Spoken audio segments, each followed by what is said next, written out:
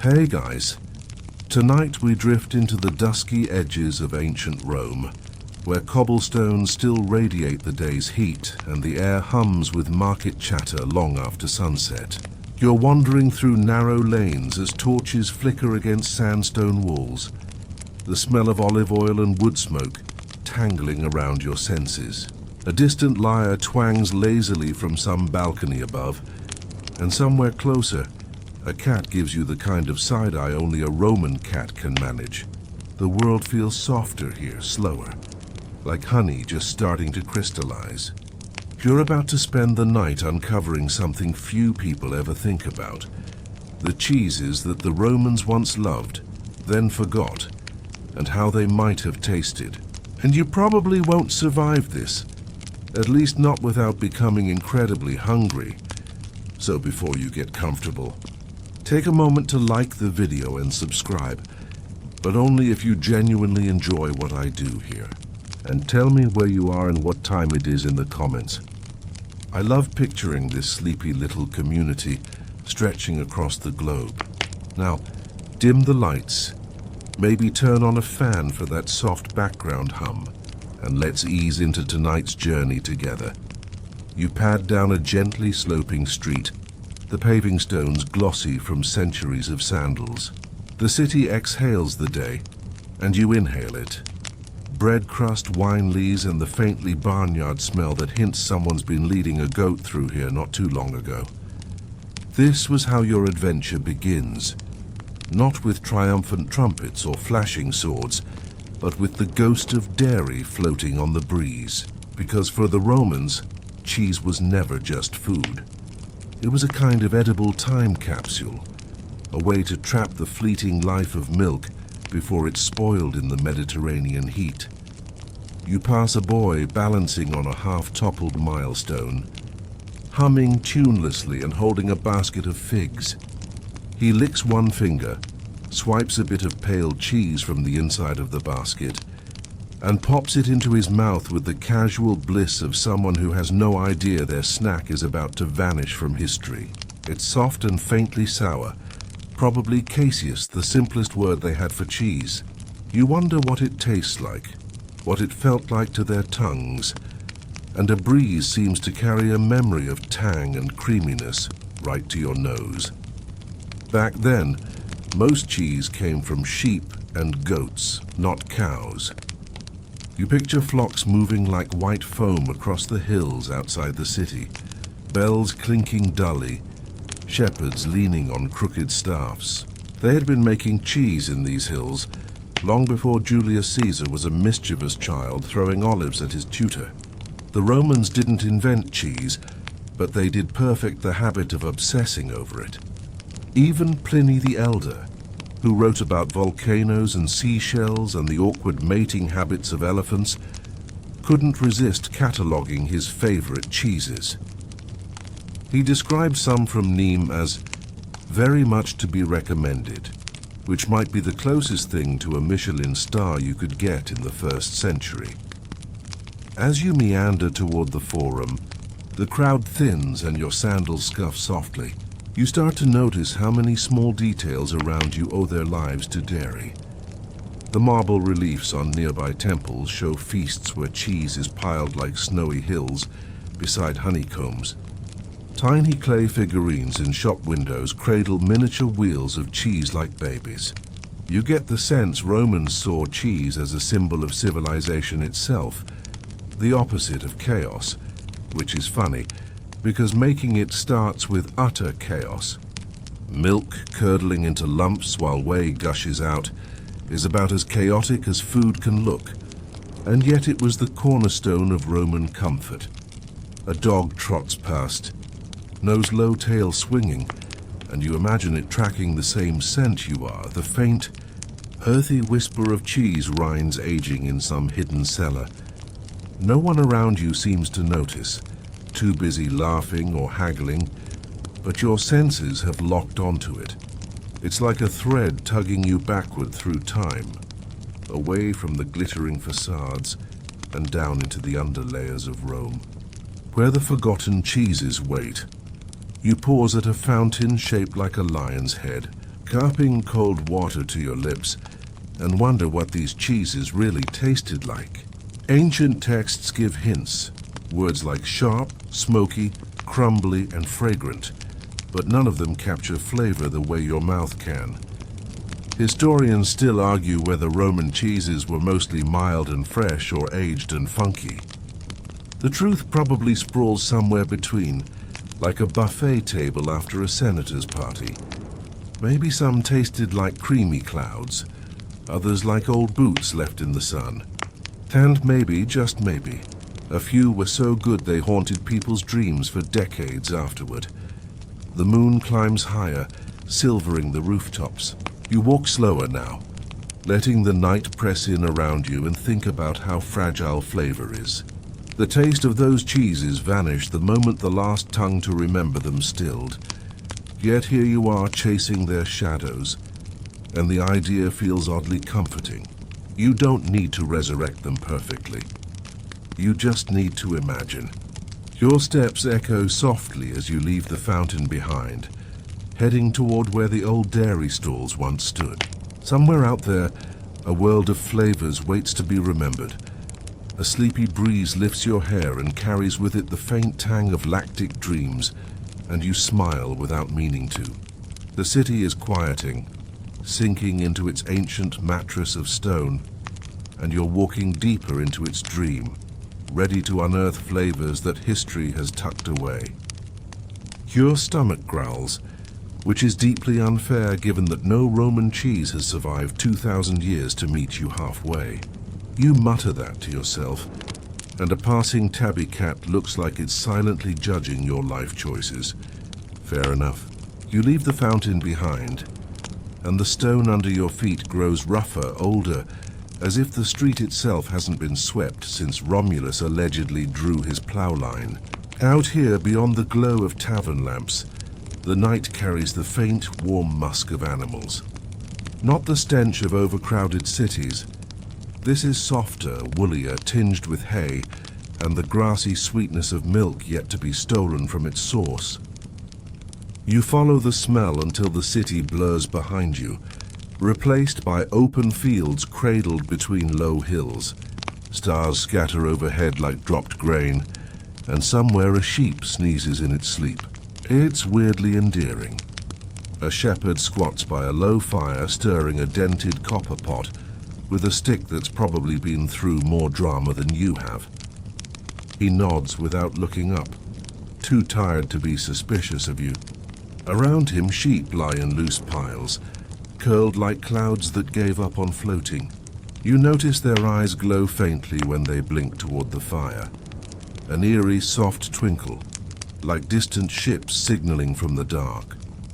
This is where Roman cheese truly begins, not in marble kitchens or bustling forums, but here, in the damp breath of sheep and goats.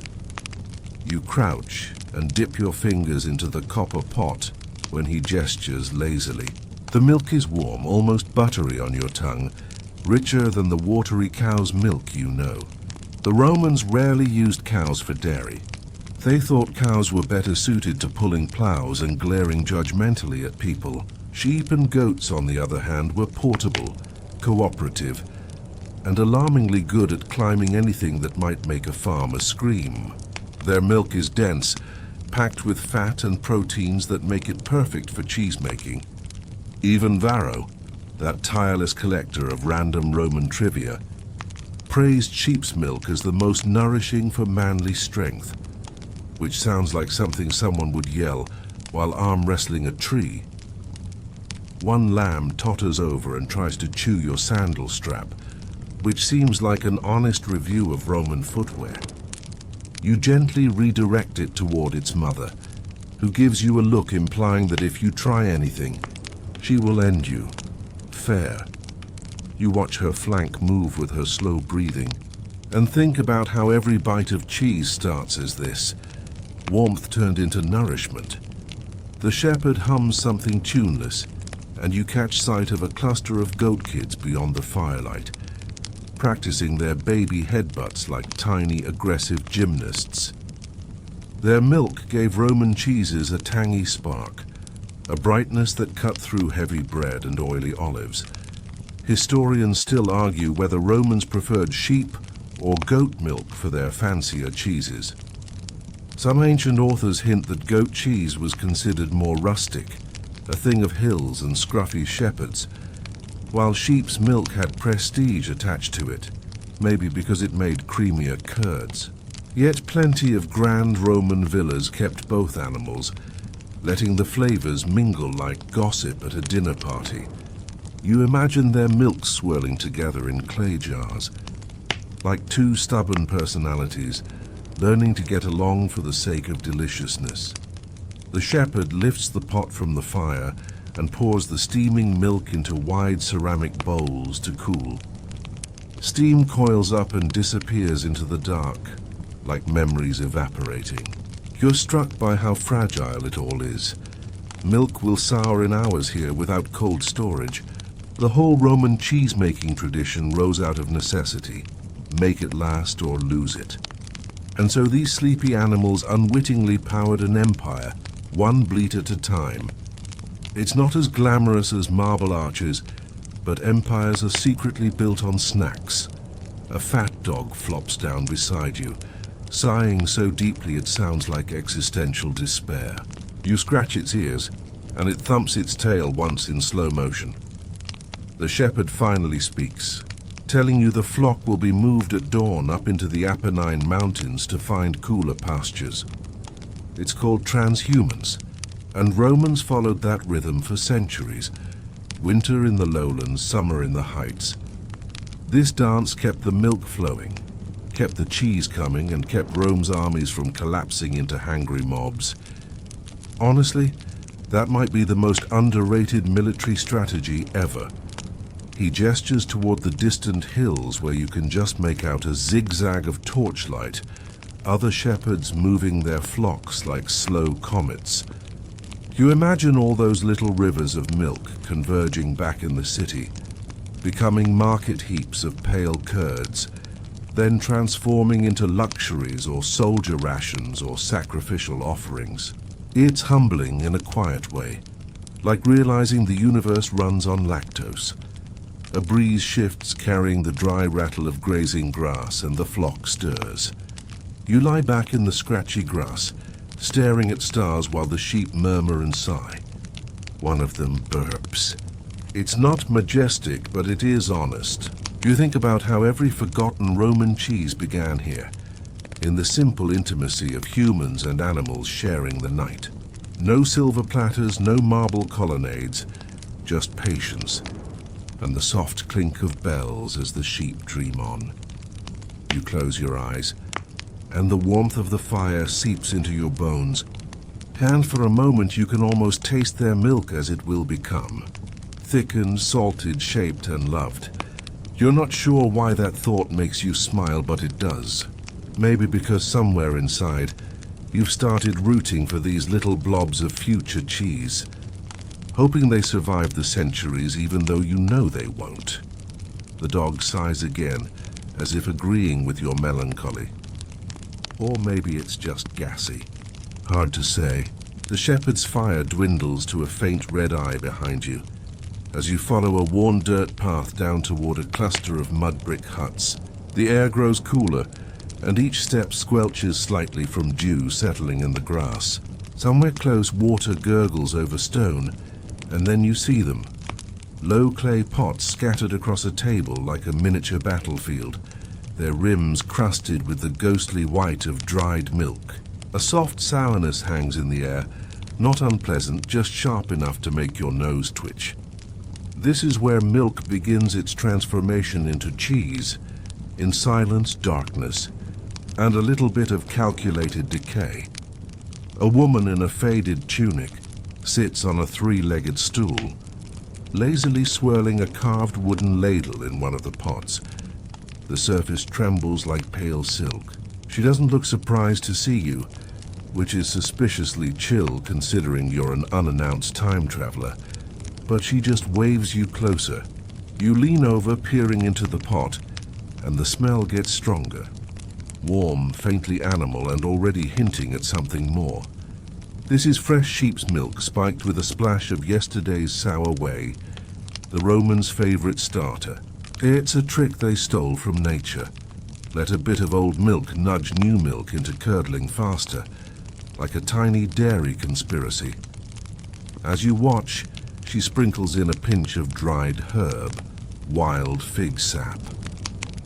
It floats for a moment, then melts into ghostly threads, and almost immediately the milk begins to thicken. This is the magic moment, the one Roman cheesemakers guarded like a secret spell: coagulation. They often used animal rennet too, scraped from the stomach lining of young calves or lambs. It sounds horrifying, and honestly it kind of is, but it works like a charm. The enzymes slice through milk proteins until they lock together, forming curds while watery whey oozes out. You can't help picturing the milk molecules holding a surprise dance party, only to suddenly freeze mid-twirl like they just saw their ex walk in. Historians still argue about how much the Romans understood this process. Did they know it was enzymes doing the work, or did they just think the gods liked milk better when it was slightly traumatized? Whatever they believed, they were obsessed with timing. Leave it too long and you got a sour mess. Not long enough, and you just had sad soup. Perfect coagulation took instinct, patience, and possibly a willingness to sniff things more than is socially acceptable. The woman lifts the pot slightly so you can see the curds forming. They look like trembling clouds trying to decide whether to be pudding or sponge. She dips a finger in, scoops some up, and pops it in her mouth without ceremony. You follow suit. The texture is soft but bouncy, squeaking faintly against your teeth. The flavor is delicate, creamy yet tangy, like the memory of milk rather than milk itself. It's astonishing how much personality has appeared in such a short time. The way that pools around the curds smells brighter, almost grassy. She'll strain it off later. Maybe feed it to pigs or use it as fertilizer. Nothing went to waste here. Roman cheesemaking was thrifty to the point of spiritual discipline. You glance around the hut. Clay pots line every wall, each at a slightly different stage. Some frothy, some already separating, others with a wrinkled skin like old pudding. The air is warm, humid, a dairy sauna that makes your hair curl. You imagine how fragile this ecosystem was, how one change in temperature could ruin everything. There's something strangely heroic about it, risking an entire day's milk on the hope it will behave. You think of modern fridges and thermometers, and feel mildly ashamed for ever complaining about your yogurt going off. A fat gnat hovers over one of the pots, and you wave it away half-heartedly. The woman doesn't react. She's focused on testing curd firmness by slicing through it with her finger, like she's judging the mood of a cat. Satisfied, she reaches for a woven reed scoop and begins lifting the curds into a draining basket. Whey spills out in silver threads, pattering softly on the packed earth floor.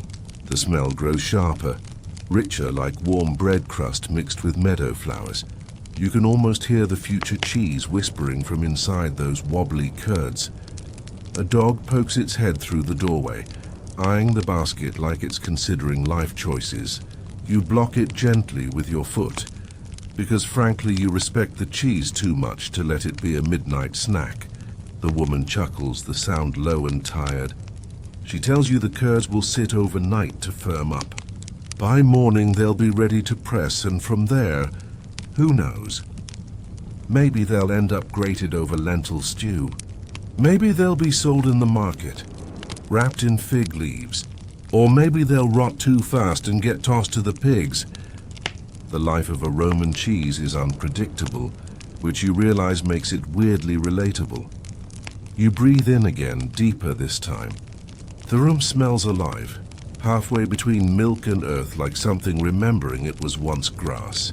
It's humbling to think this messy, bubbling chaos is how an empire fed itself, more vital than gold coins, more dependable than fickle politics. All the famous generals and senators you learned about probably depended more on curdled milk than on their speeches. You picture Julius Caesar plotting conquests while quietly gnawing a squeaky chunk of fresh cheese, and the image nearly makes you snort out loud. The woman catches your grin and just shrugs, as if to say yes, empires run on nonsense like this. Then she places a damp cloth over the basket, wipes her hands on her tunic and blows out the lamp. The room sinks into darkness. You step outside into cool night air, ears ringing faintly from the sudden silence, and glance back once. The hut crouches in the shadows like a sleeping animal, guarding its pots of barely born cheese. You walk on, leaving the smell of curds behind, though it seems to cling to your hair like a souvenir. The moon has slid lower, and the stars feel closer, as if even they're leaning in to see what your next bite of history will taste like. Dawn creeps up on you as a thin gray ribbon, smearing the edges of the hills while the last stars sigh and fade.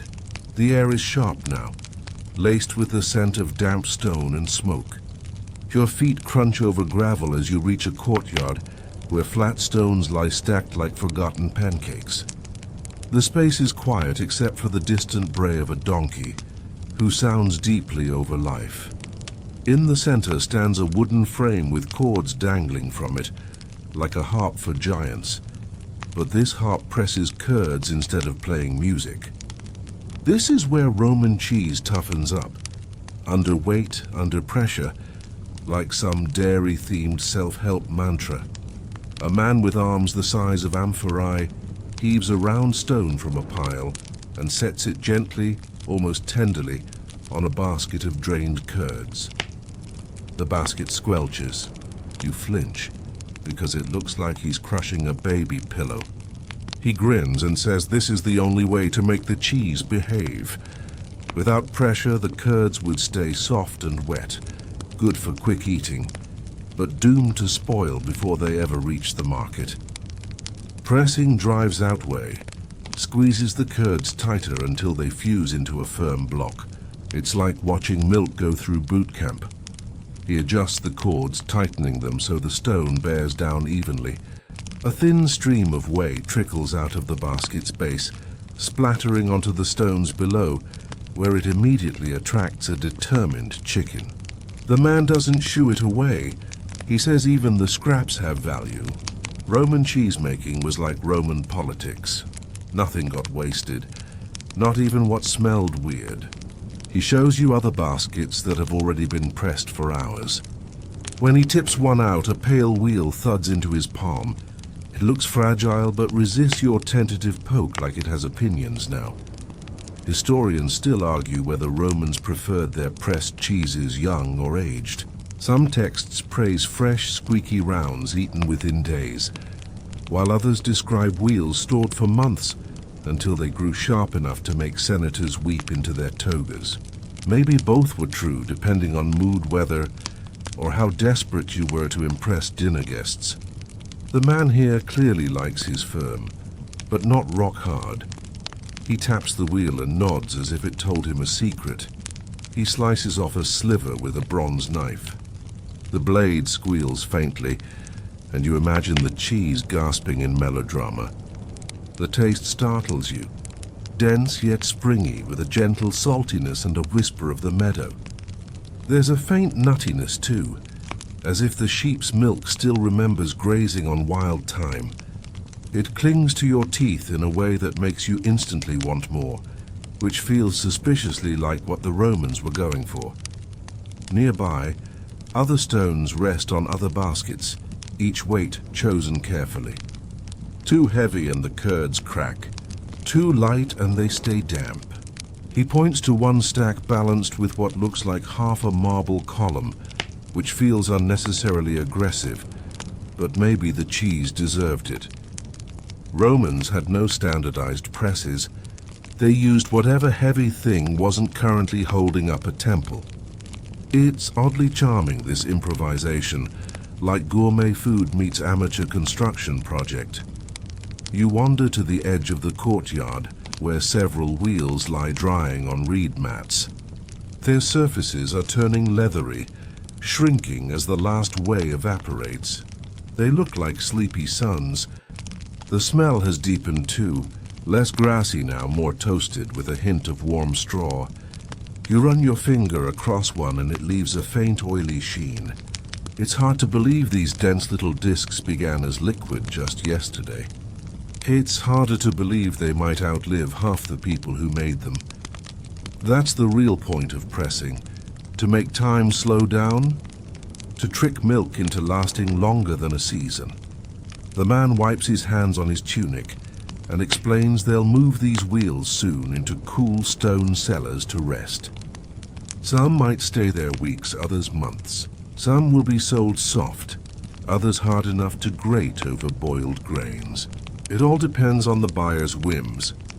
He says merchants from Campania sometimes beg for extra dry wheels because they travel well on ships. You imagine those cheeses bobbing across the Mediterranean Sea in creaky wooden boats, surviving storms, while their sailors quietly nibble the cargo. Honestly, it's impressive. You can barely keep a sandwich intact during a car ride. A breeze shifts through the courtyard, carrying the clean mineral tang of early morning. Somewhere a rooster screams like it's trying to win an argument with the sun. The man stacks another stone, humming tunelessly, and you realize how peaceful this rhythm is. Lift, lower, squeeze, wait.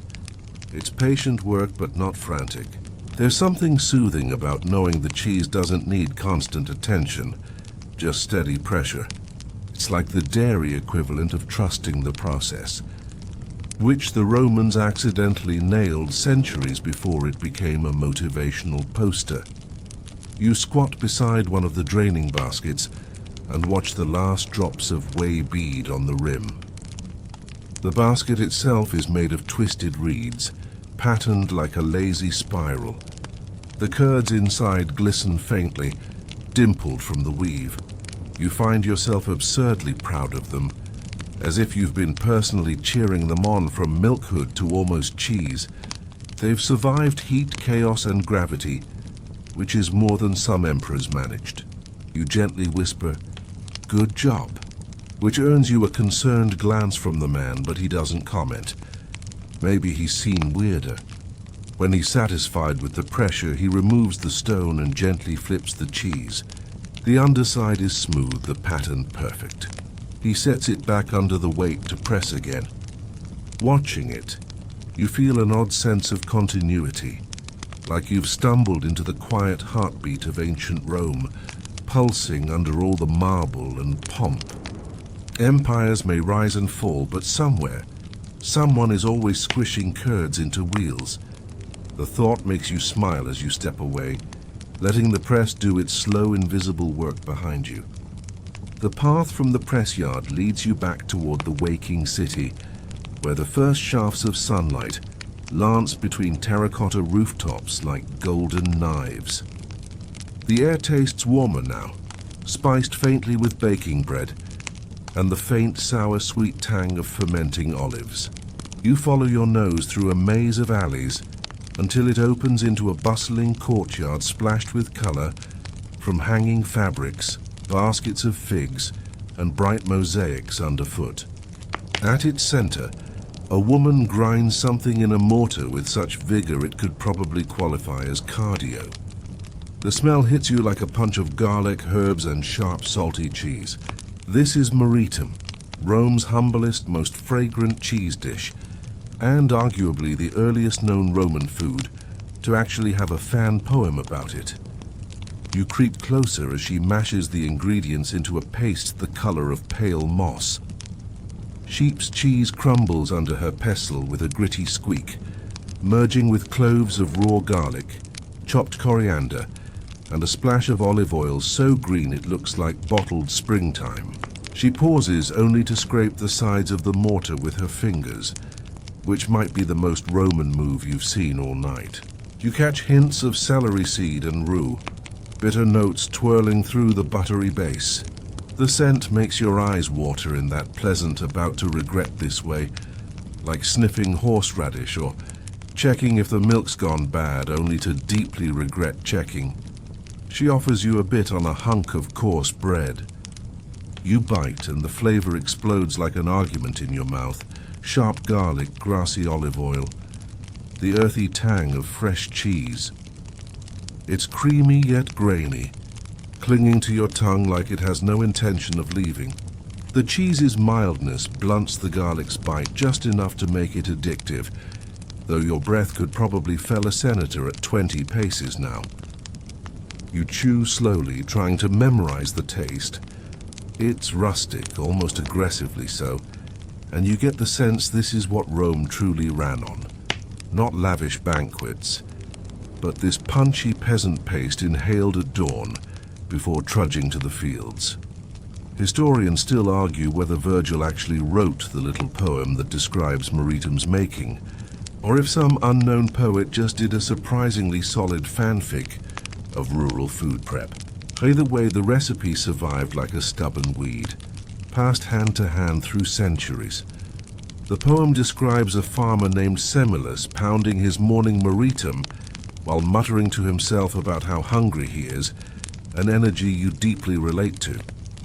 It's oddly comforting, realizing someone 2,000 years ago also stood in their kitchen thinking, "I am but a husk until I eat." The woman grins at your wide-eyed chewing and refills her mortar, clearly ready to fuel the entire neighborhood. Around her, the market hums to life. Traders shout prices over crates of apples. A boy chases an escaped chicken while apologizing profusely to the chicken, which ignores him with professional disdain. A donkey snorts near a stall selling bundles of garlic like pale fists. The smell of Maritim mingles with all of it, sharp, savory, almost electric, cutting through the morning haze like a wake-up slap. You watch her sprinkle in crushed walnuts this time, and the paste darkens, becoming richer and nuttier. It's easy to see why Romans loved this stuff. It was cheap, quick, and packed enough flavor to make even stale bread feel like a treat. Also, it probably kept vampires and overly chatty neighbors at bay. You take another bite and your tongue tingles, your lips buzzing faintly from the garlic's enthusiasm. There's something almost rebellious about how strong it is, like it refuses to be background flavor. You imagine laborers stomping off to work with garlic breath like battle armor, immune to both hunger and conversation. Nearby, an older man hawks wedges of plain white cheese wrapped in fig leaves.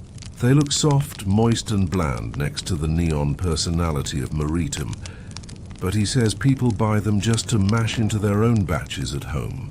This is the Roman equivalent of buying pre-shredded mozzarella. Convenient, unglamorous, but vital. You suddenly picture a whole city quietly pulsing with pestles at dawn, mortar bowls clattering, while sleepy Romans summon the courage to face the day. It's strangely beautiful, and very, very garlicky. The woman hands you a sprig of parsley to chew, ancient Roman breath freshener apparently. It tastes like defiance and regret. You nod gratefully anyway, because you're fairly sure your exhalations could strip paint now. As you turn to go, she winks and warns you not to kiss anyone for the next 3 days, unless you're hoping to clear a room. Fair advice. You wander away from the market, the flavor lingering stubbornly on your tongue like a bold house guest who refuses to take hints. Your stomach feels warm, your head a little floaty, and your heart unexpectedly light. Somehow knowing that forgotten Roman cheeses once became this fiery little breakfast paste makes them feel more alive. They weren't just artifacts, they were comfort food. You can almost hear the echoes of ancient footsteps hurrying off to the fields, with Maritim stuffed bread in hand, garlic-powered and unstoppable. And maybe slightly friendless until lunch. You drift from the market's noisy heartbeat toward the broader stone expanse of the Roman Forum.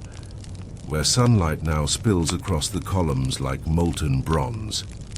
The square wakes slowly, yawning open as shopkeepers unlatch their shutters and sweep yesterday's dust into little resentful piles.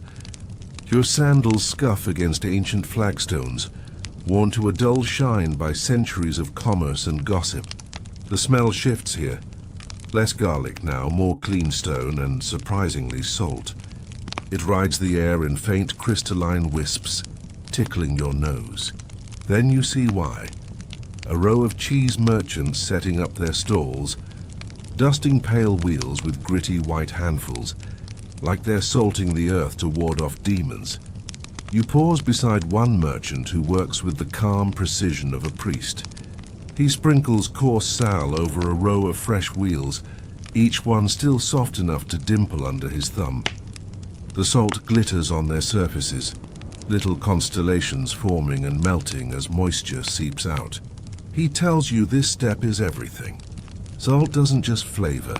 It draws out leftover whey, firms the rind, and keeps bacteria from throwing chaotic parties inside. Without salting, he says, cheese becomes sad soup, which sounds like a rejected Roman philosophy. He gestures toward an amphora of brine at his feet, cloudy with dissolved salt. Some wheels will soak in it for days, becoming denser, their flavors sharpening like gossip passed around a bathhouse. Others get only a dusting, meant to be eaten quickly before they spoil. The Roman approach to salting was as flexible as their politics. Adapt, experiment, pretend it was your idea all along. Historians still argue whether they salted more aggressively than later European cheesemakers. Some ancient recipes read like mild seasoning. Others sound like they were trying to pickle their cheese into immortality. A boy runs past, nearly tripping over a basket of curds, and the merchant doesn't even flinch. You suspect he's seen far worse. He reaches for a lump of pressed cheese about the size of your fist and cuts it open with a copper blade.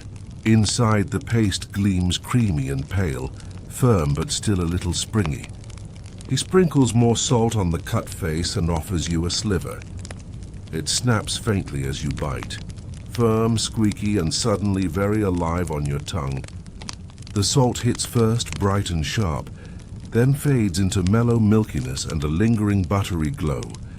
You close your eyes and taste the fields, the sun, the woolly warmth that started it all. Then the salt returns at the edges like a sly encore. Around you, more stalls join the chorus. One woman rubs wheels with damp salt cloths while humming off-key. Another rolls small cheeses in crushed herbs after salting, the leaves sticking like confetti. A sharp breeze kicks up, scattering salt grains into the sunlight where they glitter briefly before vanishing. You imagine how this ritual has played out for generations every morning. Milk becoming curds, curds becoming cheese, cheese surviving only because of these shimmering flakes. It's oddly poetic. Tiny crystals holding back chaos like little edible shields.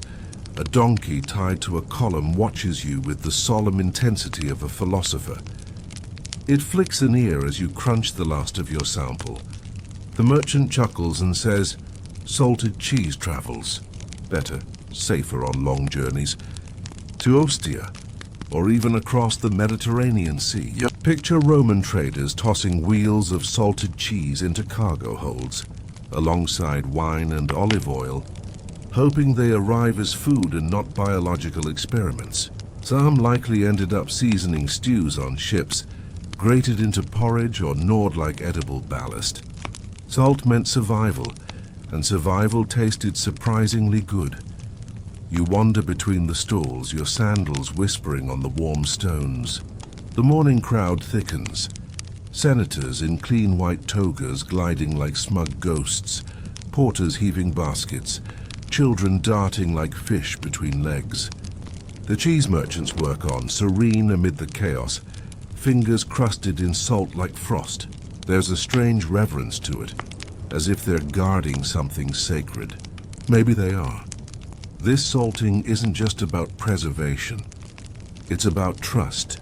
Trusting the salt to hold back decay to give the cheese enough time to become itself. One merchant shows you a batch salted days ago, now forming thin rinds. The surfaces are firm, slightly leathery, dusted in a bloom of crystals like tiny stars frozen mid-fall. The smell is deeper, savory sweet, with a faint whiff of warm hay. You stroke one gently, and it feels like cool stones softened by breath. It's mesmerizing, thinking that these wheels are just milk and salt, two simple things that somehow outwit time when paired. A gull screams overhead, startling a group of pigeons into chaotic flight. You watch them whirl and scatter, then settle again on a nearby roof as if nothing happened. The forum hums around you, voices rising and falling, and you feel oddly peaceful. Salt is such a small thing, easy to overlook, yet here it is quietly holding an empire's dairy dreams together. You lick your lips, catching the last shimmer of brine, and smile. The cheese will live on a little longer now. You leave the bright clamor of the Roman Forum behind, slipping into the narrower lanes that coil uphill toward the countryside. The stones grow cooler, shaded by tall cypress and cracked aqueduct arches that loom like the rib cages of sleeping giants. The air shifts, drier, thinner, with a mineral crispness that makes your lungs stretch wider. Soon the city fades to a distant murmur, replaced by the hush of wind combing the hillsides. Before long, you're winding along a goat track into the lower slopes of the Apennine Mountains, where the Romans hid their most ambitious cheeses from the sun. The path twists past olive trees, whose leaves flash silver in the light, and you notice shallow caves pockmarking the cliffs, like the mouths of forgotten gods. A shepherd dog trots ahead of you, its tail swishing like a metronome. The air near the cave mouths is startlingly cold, almost sweet, like a cellar door cracked open in midsummer. You duck inside one of them and are instantly wrapped in darkness and the soft, clammy breath of stone. The smell hits you next. Damp earth, wet straw, and a deep, tangy musk that prickles your eyes. You know before you see them that cheeses are slumbering here. And there they are, lined on wooden planks like moons in varying stages of eclipse. Their rinds glisten faintly, sweating with the cave's humidity. Some are pale and smooth as bone. Others are dark, rough, and freckled with blooms of blue-green mold like tiny alpine forests. A man crouches at the far end, turning a wheel with exaggerated care as if flipping a sleeping cat. He nods at you but keeps working, running his thumb over the surface to check for soft spots. The gesture is oddly intimate. These cheeses are weeks, even months old, born in sunshine, now ripening in darkness like secret plans. He explains in a low voice that the caves stay cool and damp year-round, a natural refrigerator long before the idea existed. The stone breathes moisture, keeping the cheeses from cracking while they age. As the days crawl by, enzymes slowly break down the proteins and fats, deepening flavor, reshaping texture. Time does the cooking here, silently and stubbornly. Historians still argue whether Romans deliberately aged cheeses for long stretches or simply discovered the practice when they forgot a wheel behind a jar and decided to be brave. Either way, caves like this turned accidental survivors into legends. You crouch and sniff a nearby wheel. The rind is hard and slightly waxy, mottled with mold blooms like ancient constellations. It smells intense, nutty, pungent, with a faint sweetness hiding under the funk like a secret handshake. The cheesemaker slices it open, and the interior gleams ivory gold. It crumbles under his knife with the texture of damp sandstone, releasing a smell so rich it practically purrs. You taste a flake, and your tongue stumbles back in time. Sharp, earthy, and somehow both creamy and dry. It crackles faintly between your teeth, then melts into warm butter and hazelnut echoes. It's like chewing on a story that's been patiently waiting to be told. The dog plops down beside you, sighing as if unimpressed by history. The man explains that mold is not the enemy here. It's part of the plan. Air from the cave swirls microscopic spores into the rinds, where they bloom in blues, greens, and soft grays. These molds nibble at the surface, softening the cheese from the outside inward. Roman writers sometimes called moldy cheeses noble, which sounds like an optimistic spin on decay, but somehow works. You picture ancient gourmands poking at veined wedges with their dagger tips, pretending not to be terrified. Moisture beads on the cave ceiling and plinks down onto the stone floor. The sound is hypnotic. The cheesemaker says each cave has its own character. Some yield sharper flavors, others sweeter. Even moving a wheel to a different shelf can change its taste. You imagine Roman nobles arguing over which cave gave the most sublime tang, like ancient food critics, one-upping each other at dinner parties. It's strangely comforting to know snobbery is timeless. The man sets the wheel back down, pats it like a loyal mule, and moves on to the next. You trail your fingers along the row as you leave, the rinds cool and firm beneath your skin. Outside, sunlight stabs your eyes after the cave's dim hush. The wind tastes almost bland now, stripped of the cave's secret richness. You glance back at the dark mouth gaping in the rock and wonder how many forgotten cheeses might still be sleeping in hidden cracks, dreaming themselves stronger each day. As you descend the trail, the city smears back into view below, glowing faintly in the afternoon haze. You feel different, heavier somehow, not in body but in time, as if you're carrying a fragment of the cave's slow patience in your chest. The idea that milk could survive months in silence and emerge more alive than before lingers like a secret on your tongue. You catch yourself smiling as the shepherd dog trots past again, eyes half closed, as though it already knew what you've just learned, that some of Rome's truest treasures were not gold or marble, but wheels of quietly defiant cheese aging in the dark. The road curls downward from the damp chill of the caves back toward the sunlit lowlands, and with each step the air warms, loosening from the stone's grip. The smell changes too, shedding its mossy weight until you catch something sharper, wilder, wood smoke threaded with the ghost of singed milk. It tugs you onward like a smoky breadcrumb trail, and soon you see it.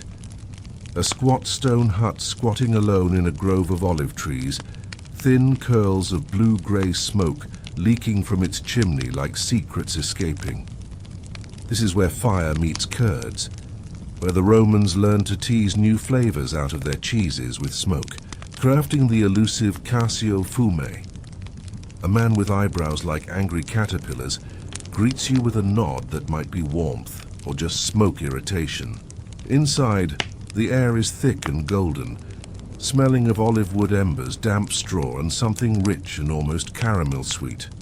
Racks line the walls, holding pale wheels of cheese that blush deeper the higher they sit, from creamy ivory near the door to dusky amber near the hearth. You swear the closest ones are sweating, not from heat exactly, but from absorbing the wood's perfume like shy dancers inching closer to the bonfire. He lifts one down and slices it open. The rind is firm and gently wrinkled. The paste inside shines buttery yellow. A ribbon of smoke coils off the cut face as if it's been holding its breath for weeks. When you bite, the flavor blooms in layers. Soft and creamy at first, then suddenly sharp, then mellow again, wrapped in a warm, savory haze that clings to your tongue like a story you can't stop telling. It tastes like toasted nuts and distant campfires, like milk that decided to grow up and join a traveling theater troupe. It's weirdly dramatic. You kind of love it. Historians still argue whether smoking cheese was a Roman invention or borrowed from hill tribes further north. Some ancient texts only hint at it, describing cheeses hardened by fire with suspicious vagueness. Maybe it began as an accident, cheeses stored too close to a smoky hearth, until someone realized the smoke was acting like invisible armor, drying the rinds and warding off bacteria. What started as a fluke became a technique, and what began as preservation slowly turned into flavor. You imagine one daring shepherd taking the first smoky bite and thinking, "This is either genius or how I die," which is the essence of most culinary progress. The man shows you his smoking setup, olive wood coals banked low, smothered under damp grapevine clippings so they smolder instead of flare. The smoke swirls lazily, rising to lick the cheeses with thin fingers. It smells sweet, resinous, almost like incense. Your hair immediately starts collecting the scent like an overeager souvenir. The cheeses will rest here for days, he explains, until their skins darken and their flavors sharpen into something too bold for children and just bold enough for bored senators. He says even soldiers craved it. Dry, smoky cheese lasted longer on the march and made camp rations taste like less of an existential crisis. A fat tabby sprawls on the warm hearthstones, one eye half open, as if judging your lack of self-control. You take another bite anyway. The smoke has woven itself deep into the cheese's soul, not just its surface. Tiny curls of flavor spiraling through every crumb. It's haunting in a way, like tasting autumn caught in amber. You lick your lips and they taste faintly of campfire. It makes you want to wrap yourself in a cloak and deliver cryptic prophecies. The man flips a row of wheels with a practiced flick, ensuring they smoke evenly. He points to the ceiling where soot has etched years of ghostly smoke finger patterns, like an accidental mural of past batches. You wonder how many forgotten cheeses have passed through here, leaving only whispers of flavor in the air. The thought makes you weirdly wistful. If ghosts exist, you suspect at least half of them smell like this room.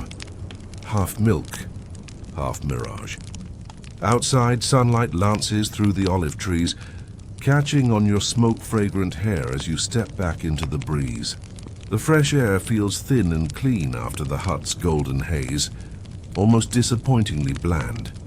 You exhale and watch your breath spiral, imagining it carrying tiny fragments of smoky cheese molecules into the world, like invisible postcards from the past. The olive trees sway lazily, and somewhere far off the city murmurs like it's just heard a secret you already know, that some Roman cheeses were kissed by fire and tasted like memory made solid.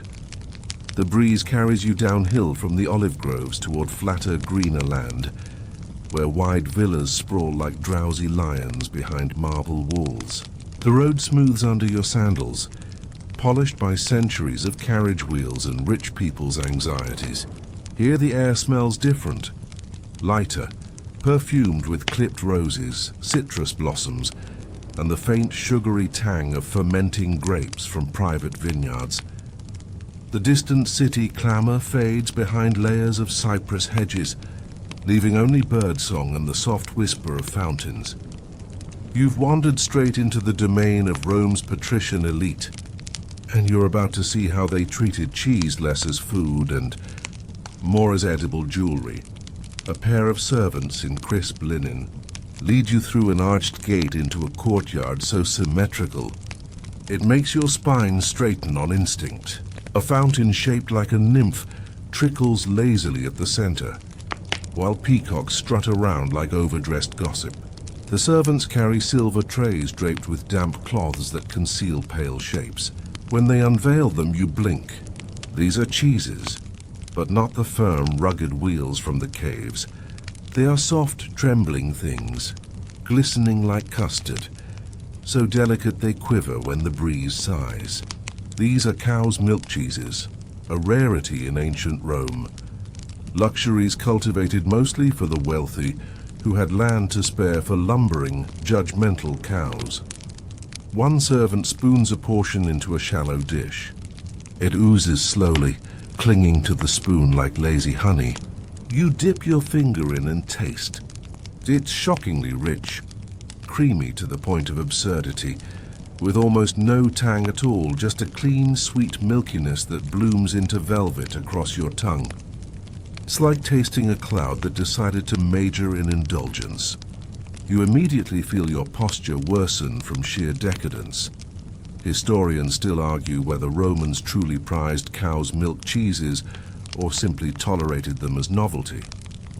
Most records focus on sheep and goat varieties, but a few scattered mentions hint at white cheeses of the great villas, described as so soft they had to be eaten with spoons. Some scholars think they were similar to fresh ricotta or mascarpone, delicate and ephemeral. Others suspect they were more like soft bloomy rind cheeses aged just a few days. Either way, they were rare enough to impress dinner guests and scandalize traditionalists, which honestly sounds like the point of being rich in the first place. A steward approaches bearing small bowls of honey and crushed pistachios. He drizzles the honey over the quivering cheese, then sprinkles the nuts like golden confetti. The aroma blooms, floral, toasty, faintly grassy. You take a careful bite. The honey pools against the cool creaminess, sweet and sticky against the cheese's airy richness. The nuts crunch softly like distant applause. It's ridiculous and also perfect. You suddenly understand why Roman poets wrote about feasts while conveniently forgetting famines existed.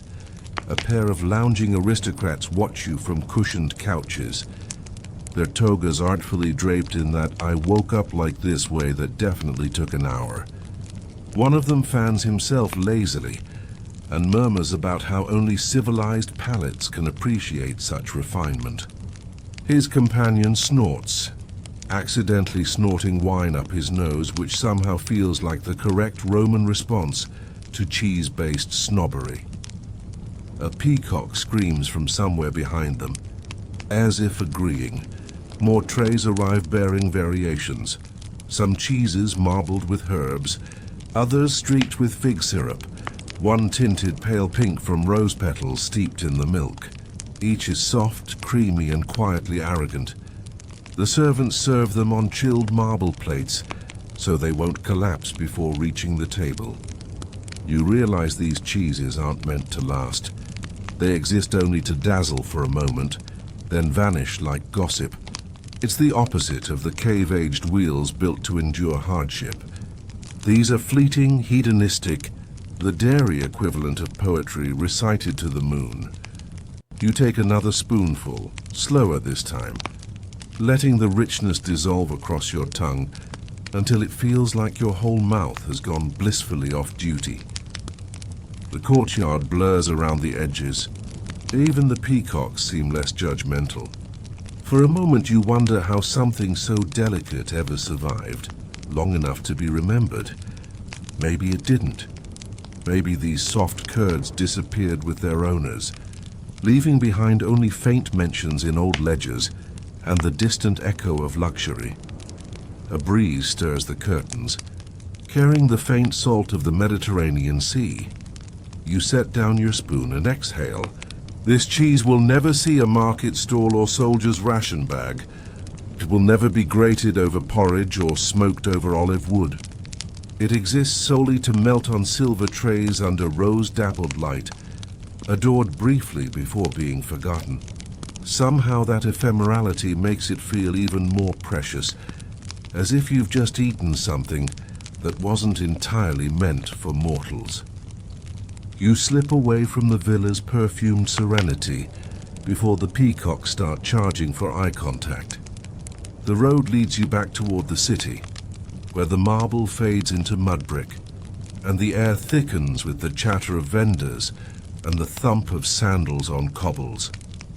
The sun sits higher now, sharpening every shadow, and the smell of the streets hits you like a fast, sweaty handshake. Fried fish, spilled wine, dust, and underneath it all, a sharp, squeaky tang that makes your mouth water and your eyebrows twitch. You follow it through an alley that smells like ambition and questionable plumbing until you stumble into a cramped stall tucked under a striped awning. This is the domain of the street vendor cheeses, the brine bombs of ancient Rome. A boy about 12, with hair like someone set a broom on fire, is hawking little cheese balls skewered on wooden sticks. They glisten wetly in shallow clay bowls of brine, pale as moons and squeaky-looking even from here. He grins like a fox and spears one for you without asking, which is good because you were already reaching. It squeaks alarmingly between your teeth, resisting like it has boundaries, then bursts with a salty, sour rush that floods your whole skull. You make an involuntary noise that earns a knowing smirk from the boy. These things are tiny flavor grenades. They smell clean but sharp, like the sea wrapped in linen, and leave a briny film on your lips. The boy says they're made from leftover curds pressed into bite-sized lumps, soaked for days in heavy brine until they turn springy and indestructible. Perfect for selling on hot streets with no fear of them spoiling before lunch or surviving an unexpected fistfight, which might be equally likely here. He calls them cacio minutuli, which basically means little cheeses, though they punch far above their weight in attitude. Historians still argue about exactly what kind of brine cheeses the Romans favored for snacking.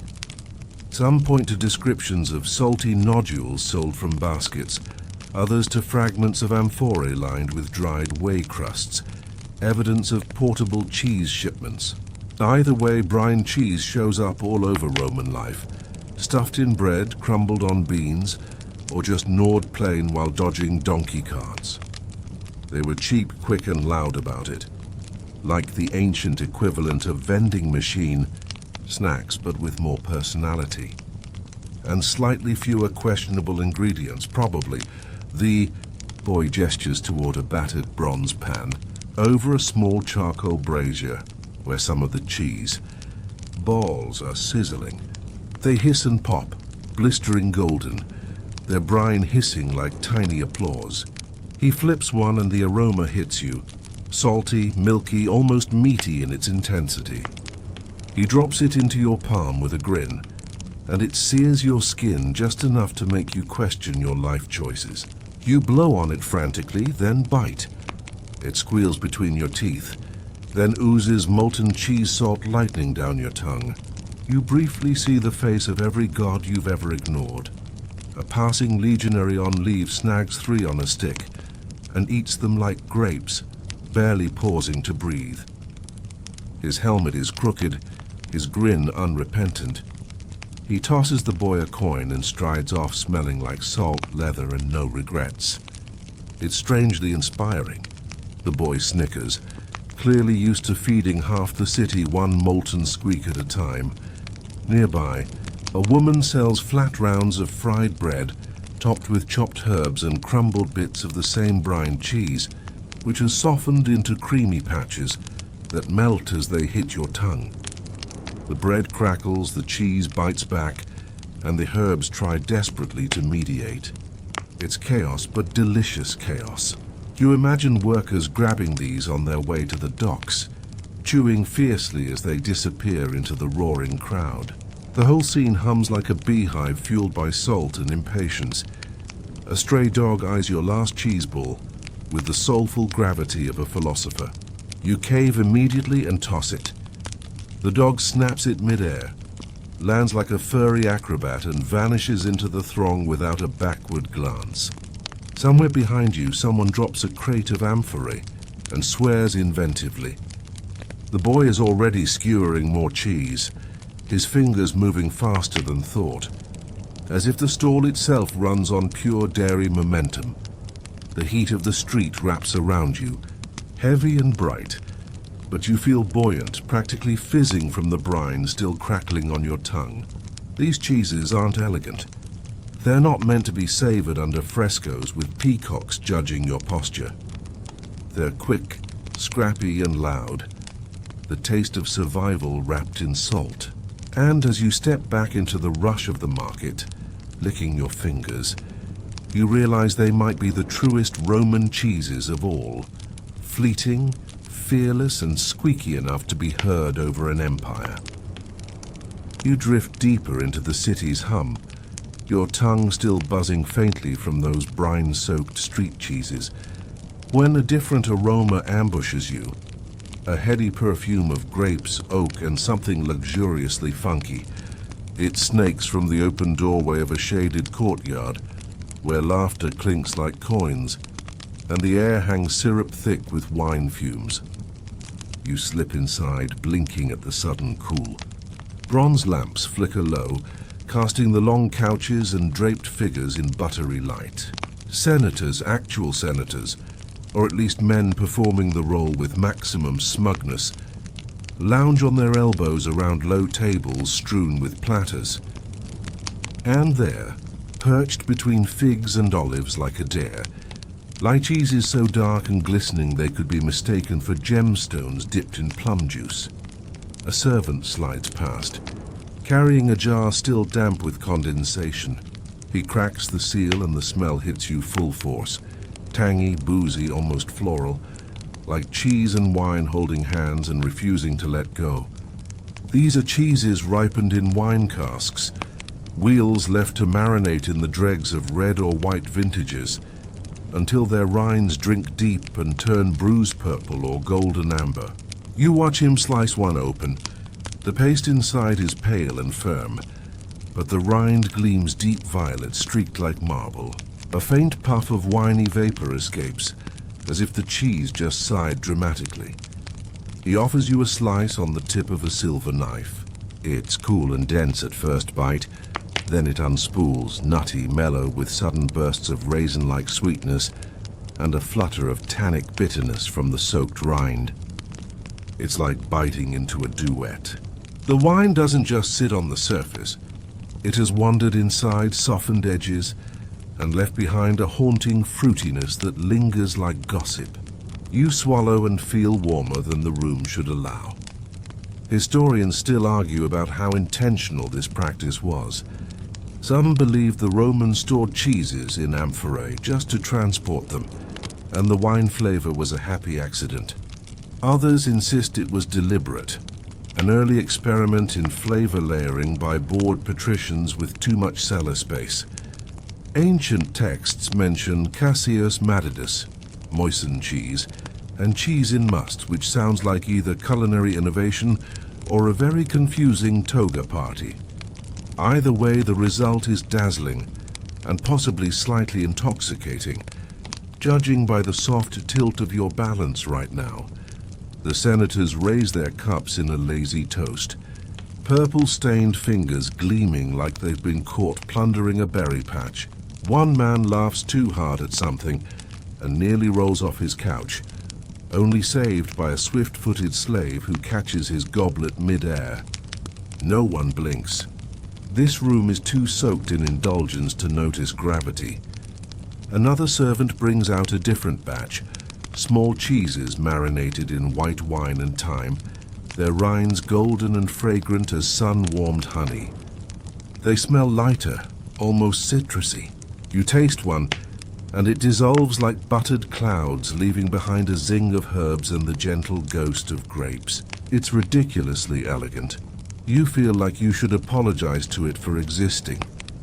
A musician plucks at a lyre in the corner, half asleep, while a peacock wanders between the couches like it owns the place.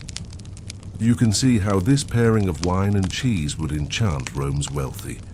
Two forms of fermentation, both born of patience, merging into something greater than themselves. It's also a brilliant excuse to eat more cheese while pretending it's about sophistication. You picture Pliny the Elder furiously taking notes while secretly vibing. Someone spills wine on a marble tile, and a senator casually drops a cheese rind over it as if mopping with dairy. You decide you love and fear this place equally. The air hums with laughter, the clink of cups, the soft squelch of cheese being sliced. It's a symphony of slow chaos, decadent and strangely sleepy.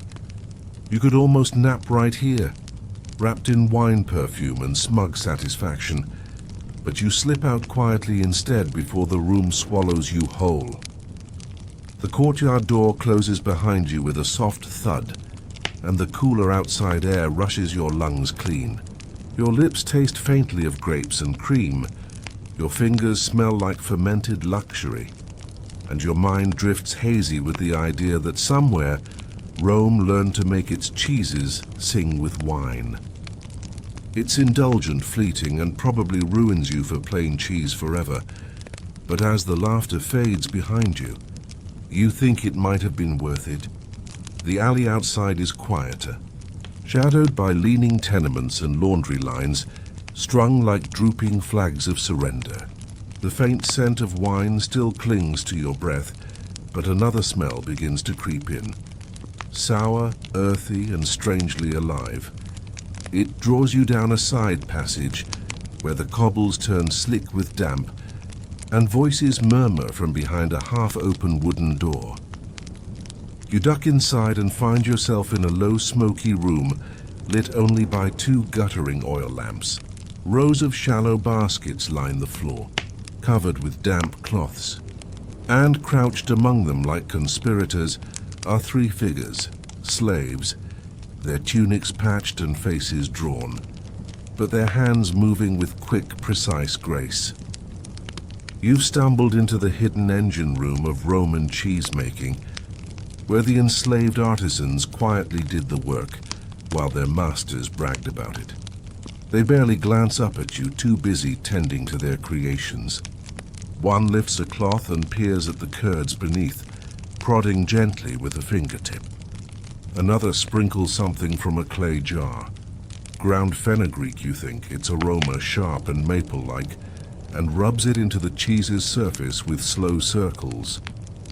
The third checks a row of tiny pots tucked near the hearth, their curds already freckled with faint blue-green veins. It smells sharp enough to make your eyes water in the best way.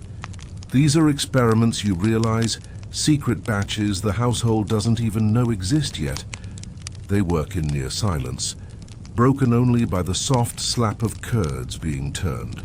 One finally speaks, barely above a whisper, explaining that their owner only cares about the finished cheeses, not how they get there.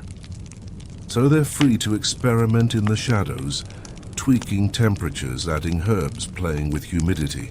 The room is warm and damp, almost swampy, like the air itself has gone soft from overthinking. It's strangely comforting, like stepping into the brain of a very determined dairy wizard. You kneel beside a basket as one of them gently flips the curds. They wobble like nervous jelly, then settle, sighing faintly. He explains how they sometimes mix in extra whey from older batches to spark fermentation faster. It's risky. The wrong balance can turn everything sour, but when it works, the flavors deepen like voices aging into bass. Historians still argue how much enslaved cheesemakers influenced Roman recipes, because official texts rarely mention them. Yet hints survive in odd places, unusual herbs, unorthodox textures, sudden leaps in technique that probably didn't come from the toga wearers upstairs. The fingerprints of invisible hands. A rat scuttles along a ceiling beam, pauses as if judging your life choices, then vanishes into the dark. You ignore it and watch the oldest slave, a woman with hands like knotted rope, press her ear gently to a small pot as if listening. After a moment, she nods in satisfaction. You're absurdly charmed by the idea of listening to cheese like it's about to confess its secrets. She says they sometimes can hear faint fizzing when fermentation kicks in, a sound of success if you know what to listen for.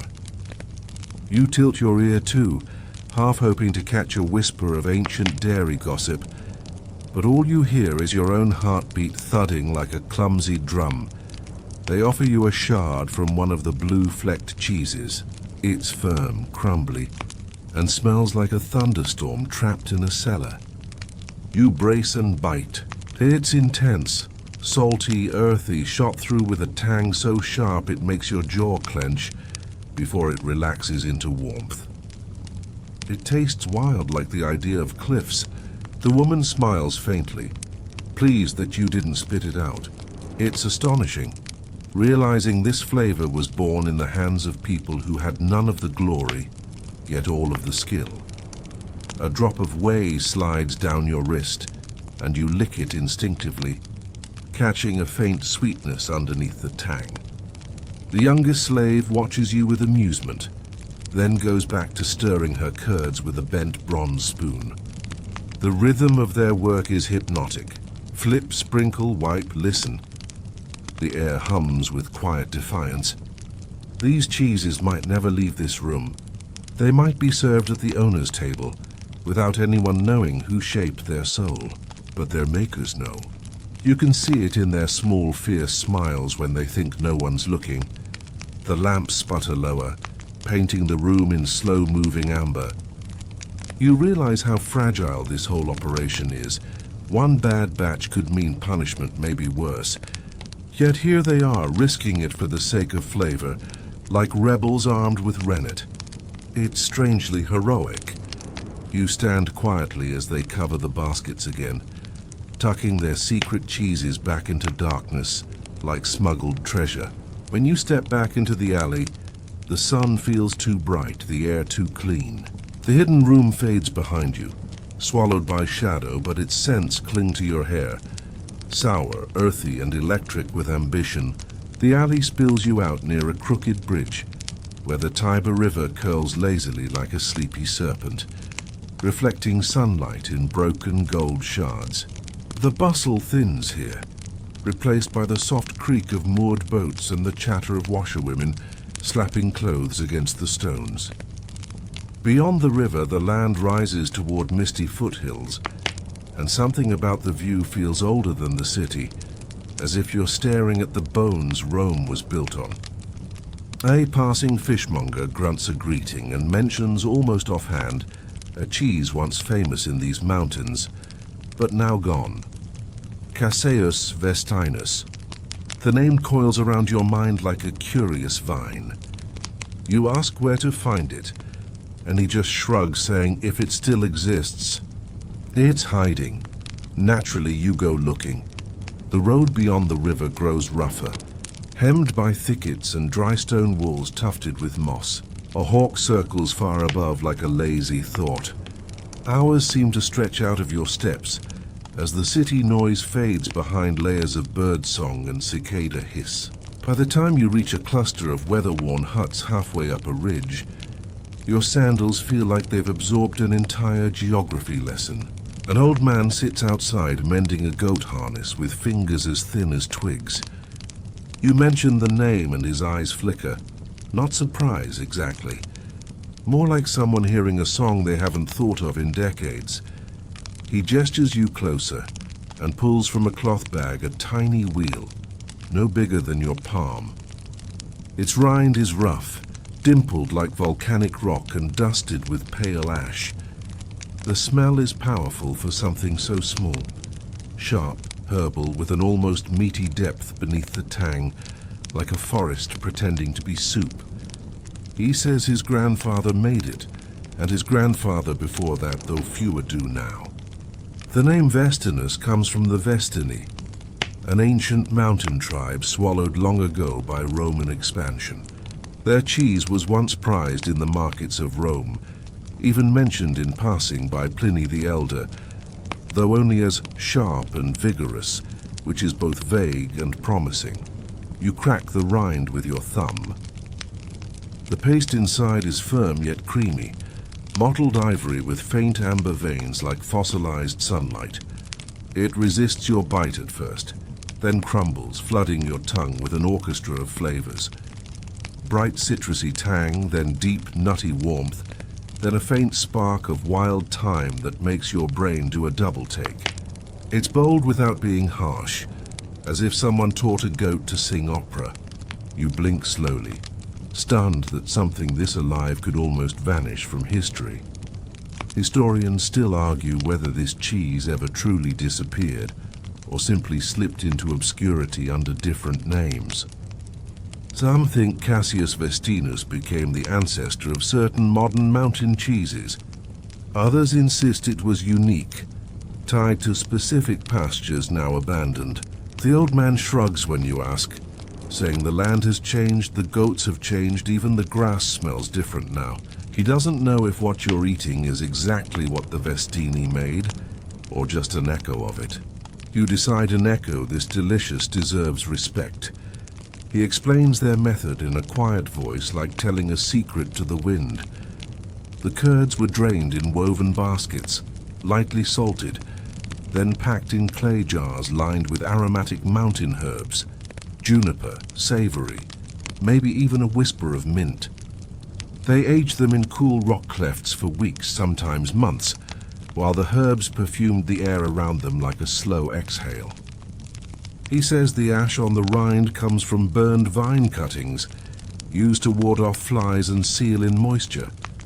The idea of such patience in a world without clocks makes your chest ache a little. A skinny dog creeps up and sits solemnly at your feet as you nibble another flake. The flavor blooms bigger the longer it lingers. Grassy, smoky, faintly sweet at the finish, like sunshine caught in wool. It's not polite cheese. It demands your full attention, as if refusing to fade quietly into history.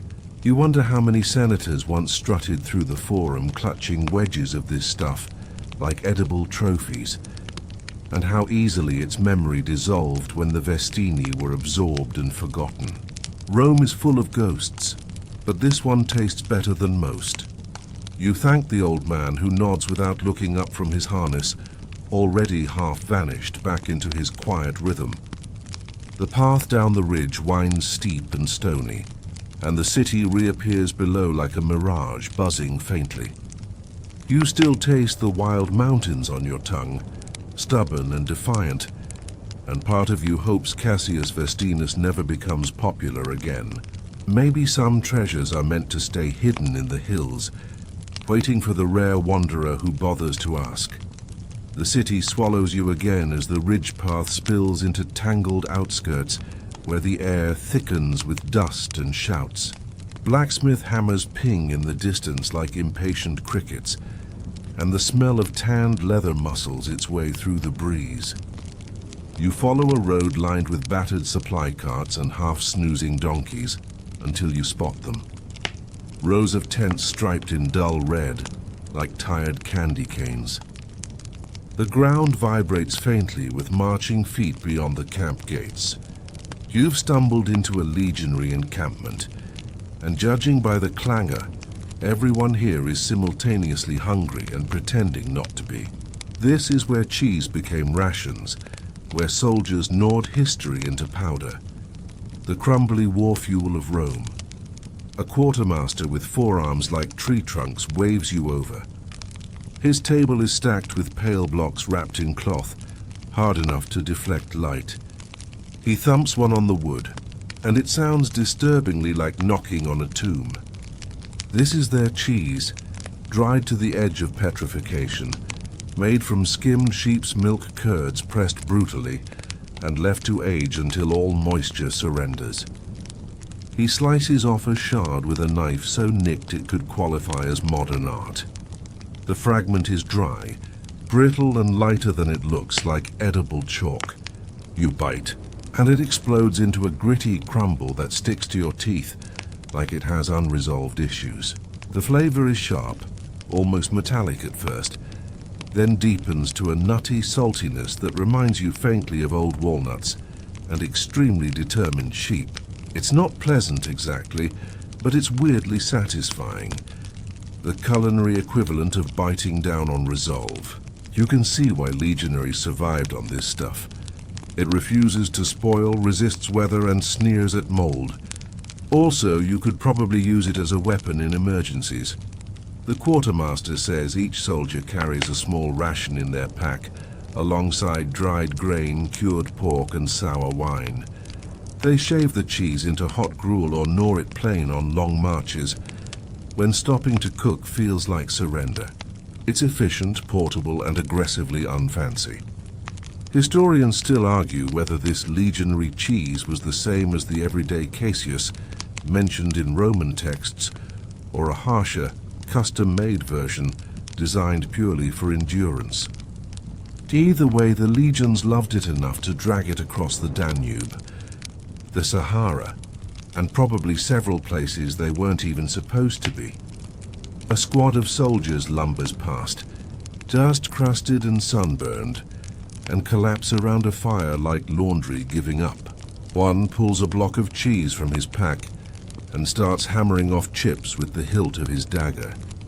The others catch them mid-air like practiced seals, chewing without breaking their 1,000-yard stares. The quartermaster grins and says they call it stone bread. You suspect their teeth are all forged from bronze at this point.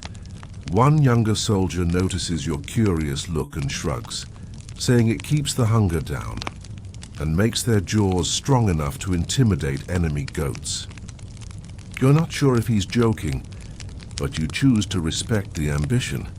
The air around the camp smells of sweat, smoke, and faintly of something like toasted hay from the cheese's dry rinds.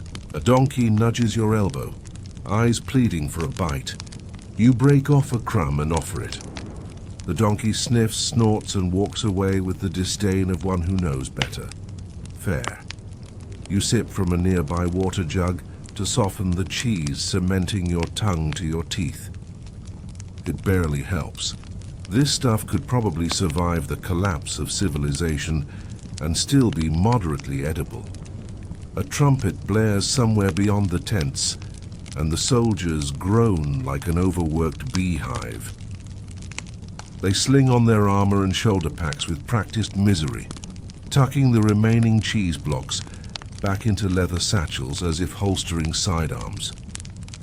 The quartermaster laughs, saying he's seen men lose swords in battle but never their cheese. You watch them march out, dust billowing around their legs, their footsteps steady as metronomes. The sun flashes on helmets, on spear tips, and faintly on the edges of their hidden rations, small pale anchors of home clinking in the rhythm of conquest. When the last ranks vanish into the glare, the camp falls eerily quiet. Just the hiss of wind against canvas and the faint squeak of your jaw trying to process what you've eaten. Your mouth feels both drier and somehow stronger. You spit a ghost of cheese dust into the dirt, half expecting it to sprout a legion. The quartermaster just nods at you, already repacking his stack of unyielding cheese bricks. They look less like food now, and more like fossilized determination. The kind that built roads, toppled kings, and still somehow tasted faintly of sheep. The camp's dust still clings to your sandals as you follow the supply road back toward the city gates, where merchant stalls cluster like barnacles around the stone arches. The smell shifts again, brighter now, layered with cinnamon, dried figs, and the warm musk of exotic fabrics. Traders shout in half a dozen accents, hawking goods from corners of the empire you've only seen on maps. Their carts overflow with brass bowls, ostrich feathers, bundles of pepper wrapped in palm leaves, and tucked between them, cheeses freckled with spices that look wildly out of place against the plain pale wheels you've seen so far. This is where Rome's obsession with conquest turned into an obsession with flavor, the spice-splashed imports that rewrote the taste of its cheeses. Man from Alexandria beckons you over with the sly grin of someone who knows secrets. He unwraps a cloth to reveal discs of sheep's cheese encrusted in cracked black pepper like tiny armored shields. The aroma is startling, pungent, citrusy, almost floral. He slices you a sliver. The cheese is firm but pliant, with a clean tang that blooms into creamy warmth, and then the pepper detonates, sharp and electric, racing along your tongue like it's late for something. You cough, eyes watering pleasantly, and he grins wider. He says pepper caravans crawl all the way from India, through deserts and over mountains, so every grain is worth its weight in silver. Wrapping cheese in it keeps pests away and makes the wealthy feel like their mouths are on expensive fire. At the next stall, a woman from Syria sells pale goat cheeses rubbed with ground coriander and sesame. The smell is toasty, lemony, with a hint of resin. She serves hers with a drizzle of date syrup so dark it gleams purple. The combination is shocking and perfect. Bright spice, salty cheese, then deep caramel sweetness like a hug after a duel. Historians still argue how widespread this kind of flavored cheese really was. Some claim spiced cheeses were rare luxury experiments for elite palates. Others insist Rome's markets were packed with them, especially as the empire's borders swelled and curiosity became as fashionable as sandals. A breeze stirs the spice dust hanging in the air, and you sneeze hard enough to scare a passing chicken. The merchants laugh good-naturedly. Another offers you a crumb of hard cheese streaked with crushed cumin seeds. It's earthy, warm, and faintly smoky, like chewing on sunshine baked into clay. You can feel how the spice lifts the cheese's simple base into something theatrical, something meant to be shown off at feasts between peacock tongues and gold-dusted grapes. You imagine senators pretending they accidentally discovered this combination while their enslaved cooks roll their eyes in the kitchen. Nearby, a burly trader from Numidia boasts about a shipment of smoked paprika, which he claims makes cheese taste like sunsets. He's not wrong. He lets you taste a wedge-streaked orange with it, and it melts on your tongue like creamy embers, sweet, smoky, and faintly spicy, with a warmth that spreads down your throat like courage on a chilly morning. It makes you want to tell heroic stories, possibly while standing on furniture. The market thrums like a living creature, every breath scented with faraway places. You realize these spiced cheeses are more than just flavor. They're edible proof that Rome's reach has stretched across continents. Each bite carries whispers of trade routes, ship holds, caravan bells jingling across deserts. The pepper might have come from the lush Malabar coast, the cumin from dry plains near Damascus, the sesame from river gardens along the Nile, all of it braided back here into Rome's restless mouth. You buy a small wedge wrapped in fig leaf and tucked with peppercorns, slipping it into your pouch like contraband. The heat lingers on your tongue even as you step away, blending with the warm city breeze. These cheeses are loud, confident, and impossibly far-traveled. Tiny ambassadors of places most Romans would never see, condensed into daring mouthfuls. You can almost taste the map stretching under your feet, each spice pin glowing like a distant star tethered to a block of curd.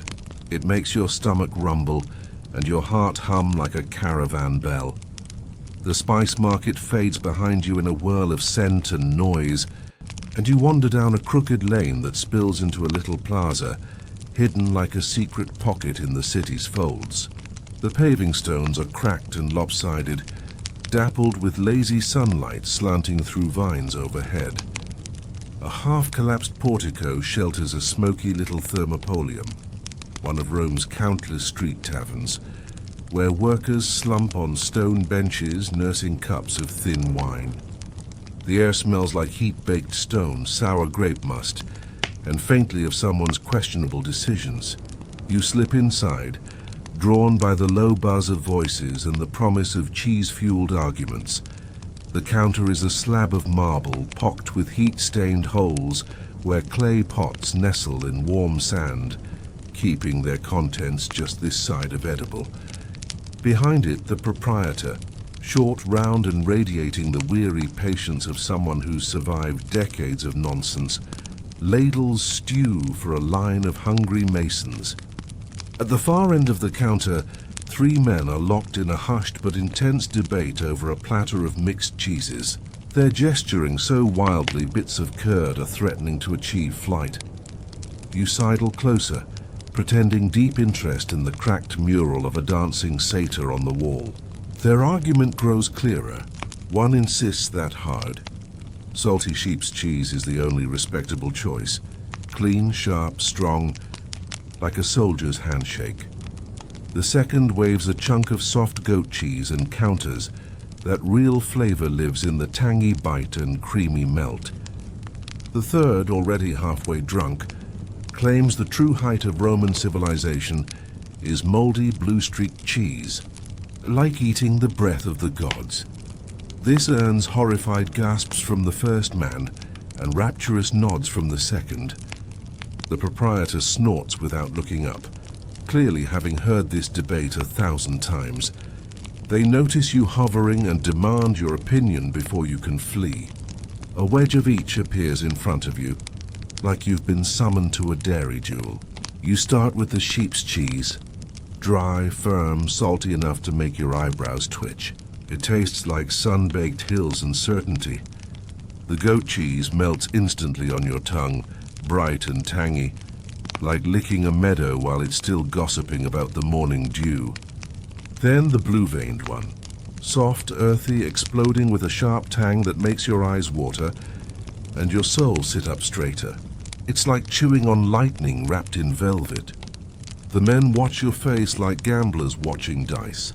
You mutter something about different strengths and they all groan, accusing you of diplomacy.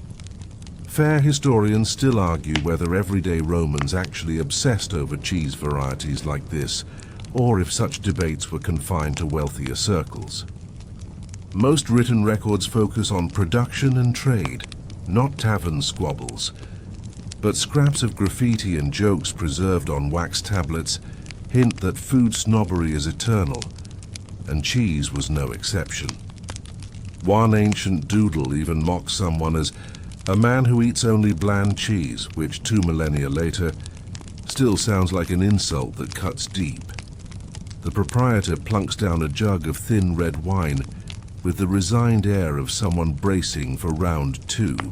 The men toast each other solemnly before immediately resuming their squabble, now arguing about which cheese pairs best with olives.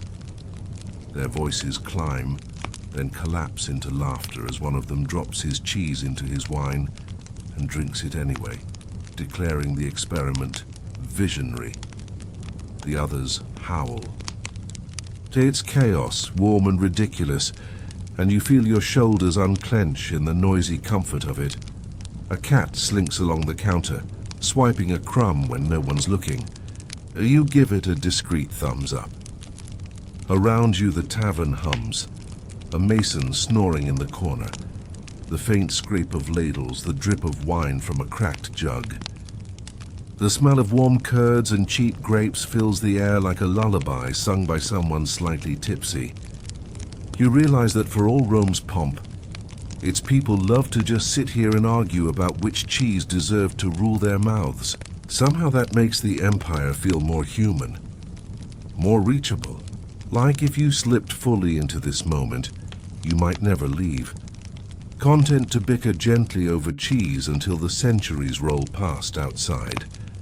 The proprietor finally shoos the trio out, muttering about rent payments and dairy drama. They stagger into the sun, still teasing each other, and you follow more slowly, your lips tingling faintly from leftover moldy lightning. The plaza hums behind you as you wander on, warmed by wine, laughter, and the comforting certainty that humans have always been this silly about food, and always will be. The sun has slanted lower now, painting the streets in molten amber and sharpening the shadows like folded knives. You wander through a quieter district where the air is cooler, threaded with the faint mineral tang of water trickling through ancient pipes. Laundry flaps lazily overhead, and somewhere nearby someone is singing off-key about olives. Your footsteps echo softly as you round a corner into a tiny courtyard dotted with clay jars and wicker baskets. A faint, sour smell hangs in the air, fermented, musky, and strangely enticing. This is where accidents become curiosities, and curiosities sometimes become cravings. You've stumbled into the world of spoiled cheeses that somehow became fashionable. An elderly woman in a faded tunic is crouched over a cracked marble slab, gently scraping the surface of a collapsing cheese with a bronze spatula. The thing looks half dead, oozing at the edges, veined with unexpected blues and oranges, its rind sagging like a deflated dream. She glances up, sees your face, and grins as if she's caught you flinching. "This," she declares proudly, "is perfection." You edge closer, not entirely convinced. The smell is sharp, tangy, and faintly sweet in the way fruit gets just before it becomes wine or compost. She explains that this batch went wrong weeks ago. It cracked during aging, letting in extra air and wild molds. Most would have thrown it out, but she kept it aside, curious. Over time it transformed, the firm curds dissolving into a soft, sticky paste, its flavor deepening like a secret told too late. She offers you a thin shard on the tip of her spatula. You hesitate just long enough to make her snort, then bite.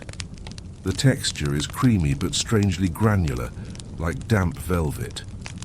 The taste is a roller coaster, sharp and acidic at first, then smoky sweet, then a lingering earthiness that makes your tongue feel like it just read ancient poetry.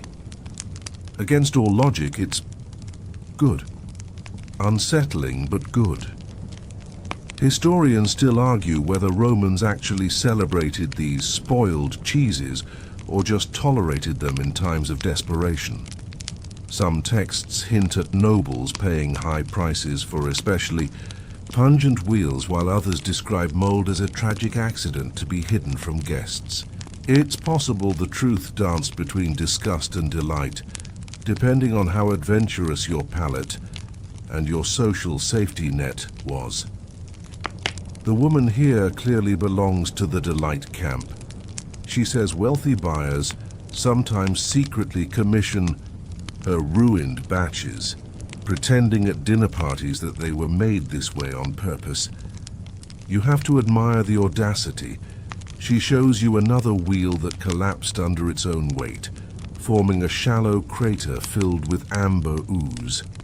It smells like honey, mixed with thunderstorms.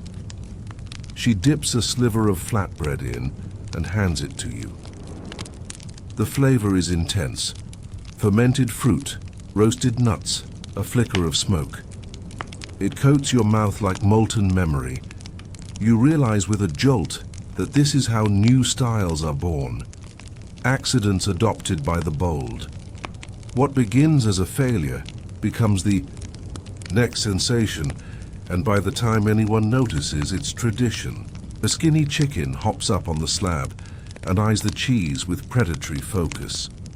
The woman flicks her fingers and it retreats, sulking like it's lost a personal bet. She laughs softly, then leans closer and whispers that she sometimes buries small cheeses in jars of grain to let them ferment in the dark. Some emerge exquisite, others horrifying. She shrugs. That is the gamble. You respect her willingness to risk dairy chaos in the name of glory. Honestly, it's a mood. She slices off one last piece, crumbles it over a fig, and offers it.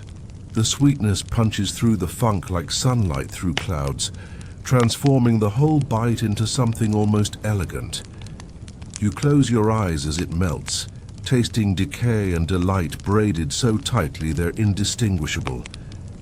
When you open them, the woman is already turning back to her work, humming tunelessly while the spoiled cheese glistens like forbidden treasure.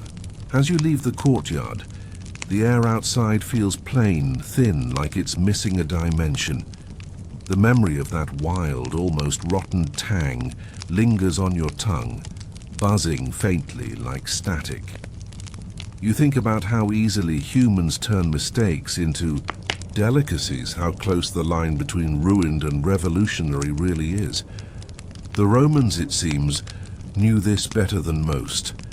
Sometimes their greatest flavors were born from things they weren't brave enough to throw away. The crooked lane tilts downhill, and the air warms again, picking up the sweet rot of fallen figs and the resinous sting of pine from a nearby grove. Your sandals whisper over the stones as if they're afraid of what you're walking toward, because the smell that soon coils up from the lower quarter is alarming.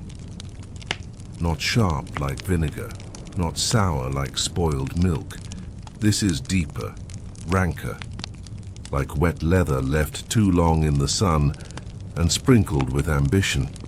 It hits the back of your throat and makes your eyes water just enough to trigger the survival part of your brain. And yet down there, someone is laughing while slicing it. You've found the infamous Cacius puter, the stinking glory of ancient Rome. The stool sits half hidden under a patchwork awning, as if trying to disguise its existence from the gods. Flies orbit like tiny drunken planets. The cheesemonger, a wiry man with the serene expression of someone long past shame, grins at you and lifts the lid off a shallow clay bowl. The smell intensifies so abruptly, your soul briefly leaves your body.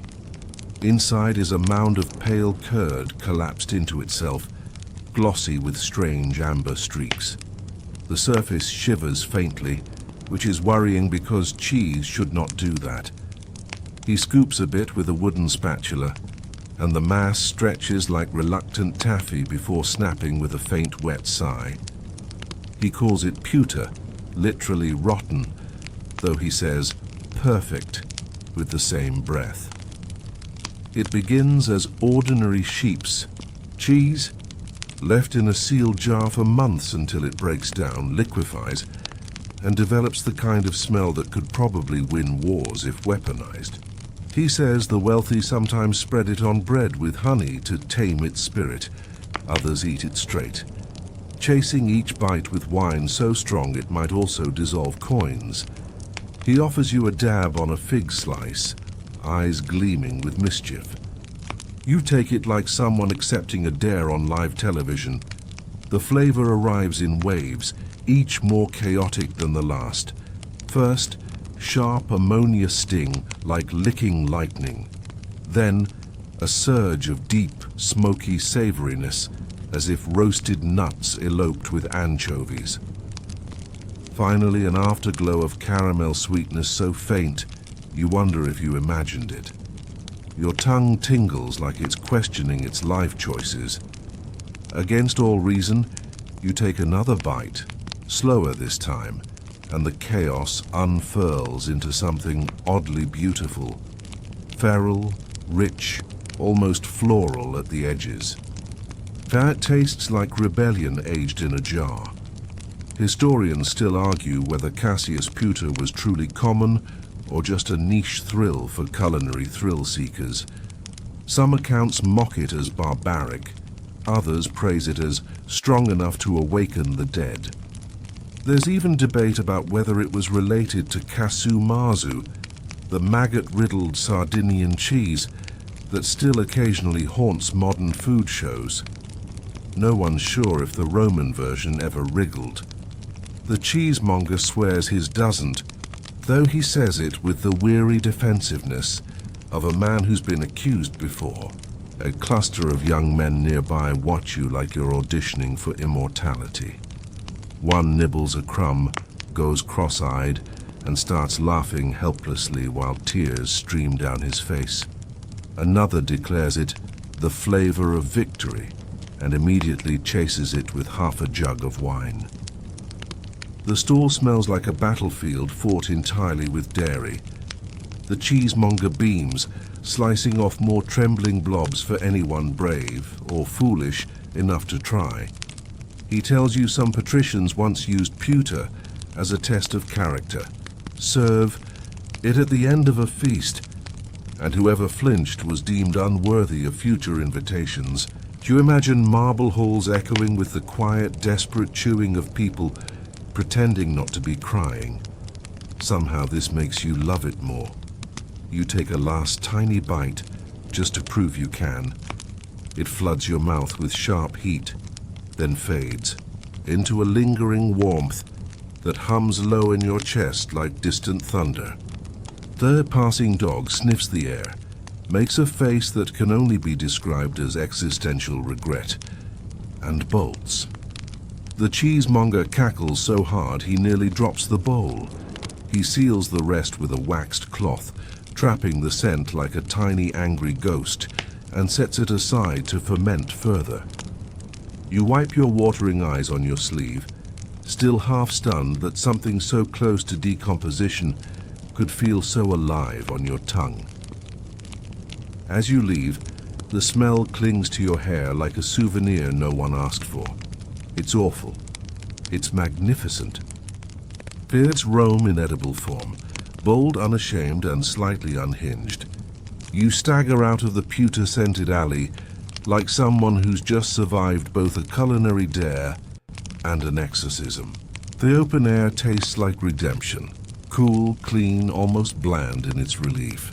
You walk slowly, letting the breeze comb through your hair as if trying to evict the smell clinging there. The city hum has softened now, stretched out in the drowsy glow of late afternoon. Bells toll from a distant temple, their notes curling through the warm air like lazy ribbons. And then you see it, the thin smoke rising from an altar in a sunlit plaza, where a small knot of people have gathered around something flickering and fragrant. You drift closer and realize this is not a feast. This is an offering, and the thing sizzling on the altar's edge is cheese. A priest in white linen stands barefoot before the flames, hair bound with olive branches. His voice rolls through the air like a slow drumbeat as he chants, sprinkling crushed herbs into the fire. The smell is hypnotic, sweet bay, charred thyme, and underneath it, the unmistakable rich tang of melting dairy. A boy carries forward a small basket of soft, pale cheese wrapped in fig leaves. The priest unwraps it gently, as if unveiling something sacred, and places it directly on the hot stones. It hisses, the crowd murmurs. The cheese slumps and bubbles, releasing curls of creamy smoke that coil upward like ghosts heading home. He explains, more to the gods than to you, that cheese is a worthy offering because it contains the life of the herd, the patience of the shepherd, and the craft of the household. 3 mortal gifts worthy of divine notice. You nod instinctively, because the smell has you halfway convinced already. The Romans offered cheese to many gods: Jupiter for strength, Vesta for hearth and home, Ceres for fertile fields. Even newborn babies once had cheese touched to their lips as part of certain rites, though historians still argue whether this was symbolic nourishment or just an early attempt at getting them hooked on snacks. The priest pours a thread of honey over the melting cheese, and it crackles into caramel smoke. The scent is almost unbearably good, like warm milk braided with fire. The crowd goes silent, each person holding a small sprig of laurel as the smoke curls higher, catching the light like molten silk. For a moment the air feels thick, trembling, as though something unseen has leaned down to sniff. The priest closes his eyes and whispers a final invocation. Then, with a swift motion, he tips the last of the cheese fully into the fire. It vanishes in a flash of gold, leaving only a sizzling hiss and the memory of richness hanging in the air.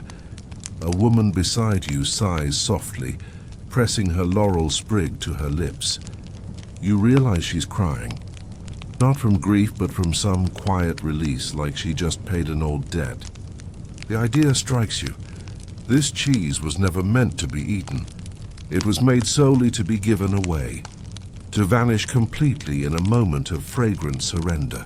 After all this talk of preservation and storage and survival, here is cheese embracing its own disappearance. It feels strangely profound and slightly unfair to your stomach, which is sulking about the waste of a perfectly good snack. The priest gathers the empty fig leaves and ashes, tucks them into a bronze bowl, and carries them inside the temple. The crowd disperses slowly, quiet and thoughtful, as if stepping carefully around invisible footprints. The altar crackles softly, the flames dwindling to embers. You stay a moment longer, watching thin threads of smoke uncurl toward the sky like tiny offerings of their own. The smell lingers, sweet, charred, creamy, and you catch yourself whispering a half-hearted wish just in case the gods are still sniffing around. Then the breeze shifts, tugging the scent away, and the plaza exhales. You walk on, leaving behind the altar's quiet glow. The air feels cooler now and lighter, as though the act of sacrifice scrubbed something invisible from it. You can't shake the thought that somewhere above, the gods are lounging on their clouds with melted cheese on ambrosia bread, smirking faintly. If they are, you hope they're sharing. The temple's smoke drifts from your hair as you wander uphill along a shaded colonnade, the air cooling with every marble step. Evening leans against the city now, softening edges, tinting the stone with rose and honey. The streets grow quieter, lined with gardens where cicadas buzz like tiny broken lyres. Your stomach hums faintly, full of echoes, and then you hear it, a low rhythmic murmur like distant bees. You follow the sound to a portico, where 3 men sit on carved benches in a loose triangle, draped in immaculate togas, heads bowed in concentration. Their fingers stroke their beards in unison, which is either rehearsed or just contagious. You realize with a shiver of amusement they are debating cheese. One lifts a small wheel of sheep's cheese as though it's a sacred text. He describes its texture in careful, sonorous Latin, claiming it represents the balance of earth and fire, solidity born from fluidity. The second man counters by extolling soft goat cheese as the pure essence of life, because it changes shape under the slightest pressure, proof that softness is stronger than rigidity. The third, clearly older with eyebrows like accusatory ravens, snorts and says true wisdom tastes of age, and therefore only cave-hardened cheese deserves to be considered a philosopher's food. They nod gravely as if lives depend on this. You resist the urge to ask if they know they sound like a parody of themselves. A young scribe crouches nearby, stylus poised, scratching their words into a wax tablet like a frantic cricket. The older man notices you lurking and waves you closer with an air of faint annoyance, as though your ignorance is a personal project. He gestures to a platter on the bench between them, loaded with slivers of each cheese type. You sit carefully, trying to fold your legs like someone who belongs, and accept a piece of the hard-aged cheese first. It's firm, crystalline, tasting of salt nuts and thyme itself. He smiles with grim satisfaction, muttering that it embodies constancy, unyielding against decay like virtue. You manage not to snort. Next you try the soft goat cheese. Here it collapses against your tongue in an instant, tangy and creamy like a sigh you forgot to let out. The second philosopher leans forward, eyes bright, declaring this proves the supremacy of adaptability. See how it yields and yet endures, he says, as though you've just witnessed the birth of democracy. The first man counters with the semi-soft sheep's cheese, mellow, grassy, quietly persistent, which he calls the embodiment of balance, the middle path between chaos and rigidity. The debate resumes like a seesaw powered by lactose. Historians still argue whether Roman philosophers truly obsessed over food symbolism, or if this is just what happens. When people sit still too long near snacks, surviving texts are sparse, but hints crop up in letters and satirical poems, jokes about scholars arguing over the virtue of mold, or whether the soul of cheese rises with its steam. You can see it now watching these men. Their voices are low and steady, words dripping with pomp, but there's a glimmer of delight behind their eyes, like they secretly know this is all gloriously ridiculous. The scribe pauses to flex his cramping fingers. A breeze rustles the garden's laurels, carrying the faint perfume of crushed leaves and distant rain. One of the men quotes Plato, misquoting him spectacularly, you're fairly sure, while waving a cheese crumb for emphasis. Another mutters about the nature of decay as transformation, how mold is not death but progress, which earns solemn nods. You realize this isn't really about cheese. It's about using cheese as a mirror to admire themselves in, which might be the most human thing you've seen all day. They offer you wine, thin and sour, which cuts the richness on your tongue and leaves behind the faint metallic tang of the bronze cup. The sky has gone copper at the edges, and a single bat flutters past like a half-forgotten thought.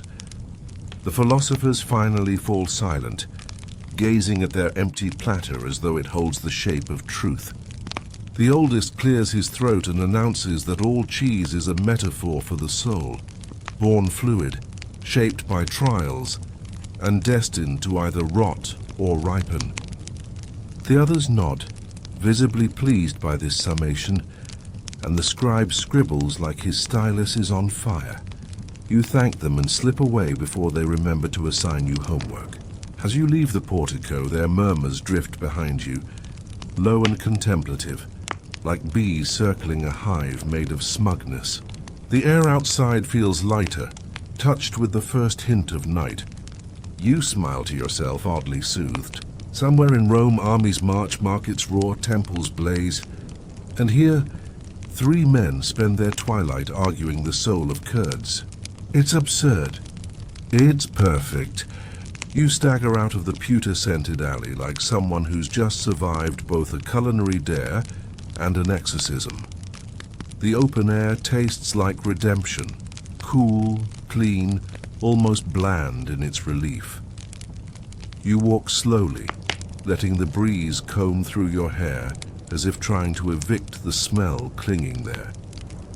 The city hum has softened now, stretched out in the drowsy glow of late afternoon. Bells toll from a distant temple, their notes curling through the warm air like lazy ribbons. And then you see it.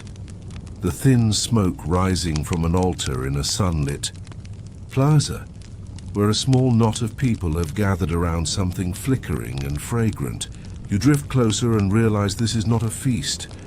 This is an offering. And the thing sizzling on the altar's edge is cheese.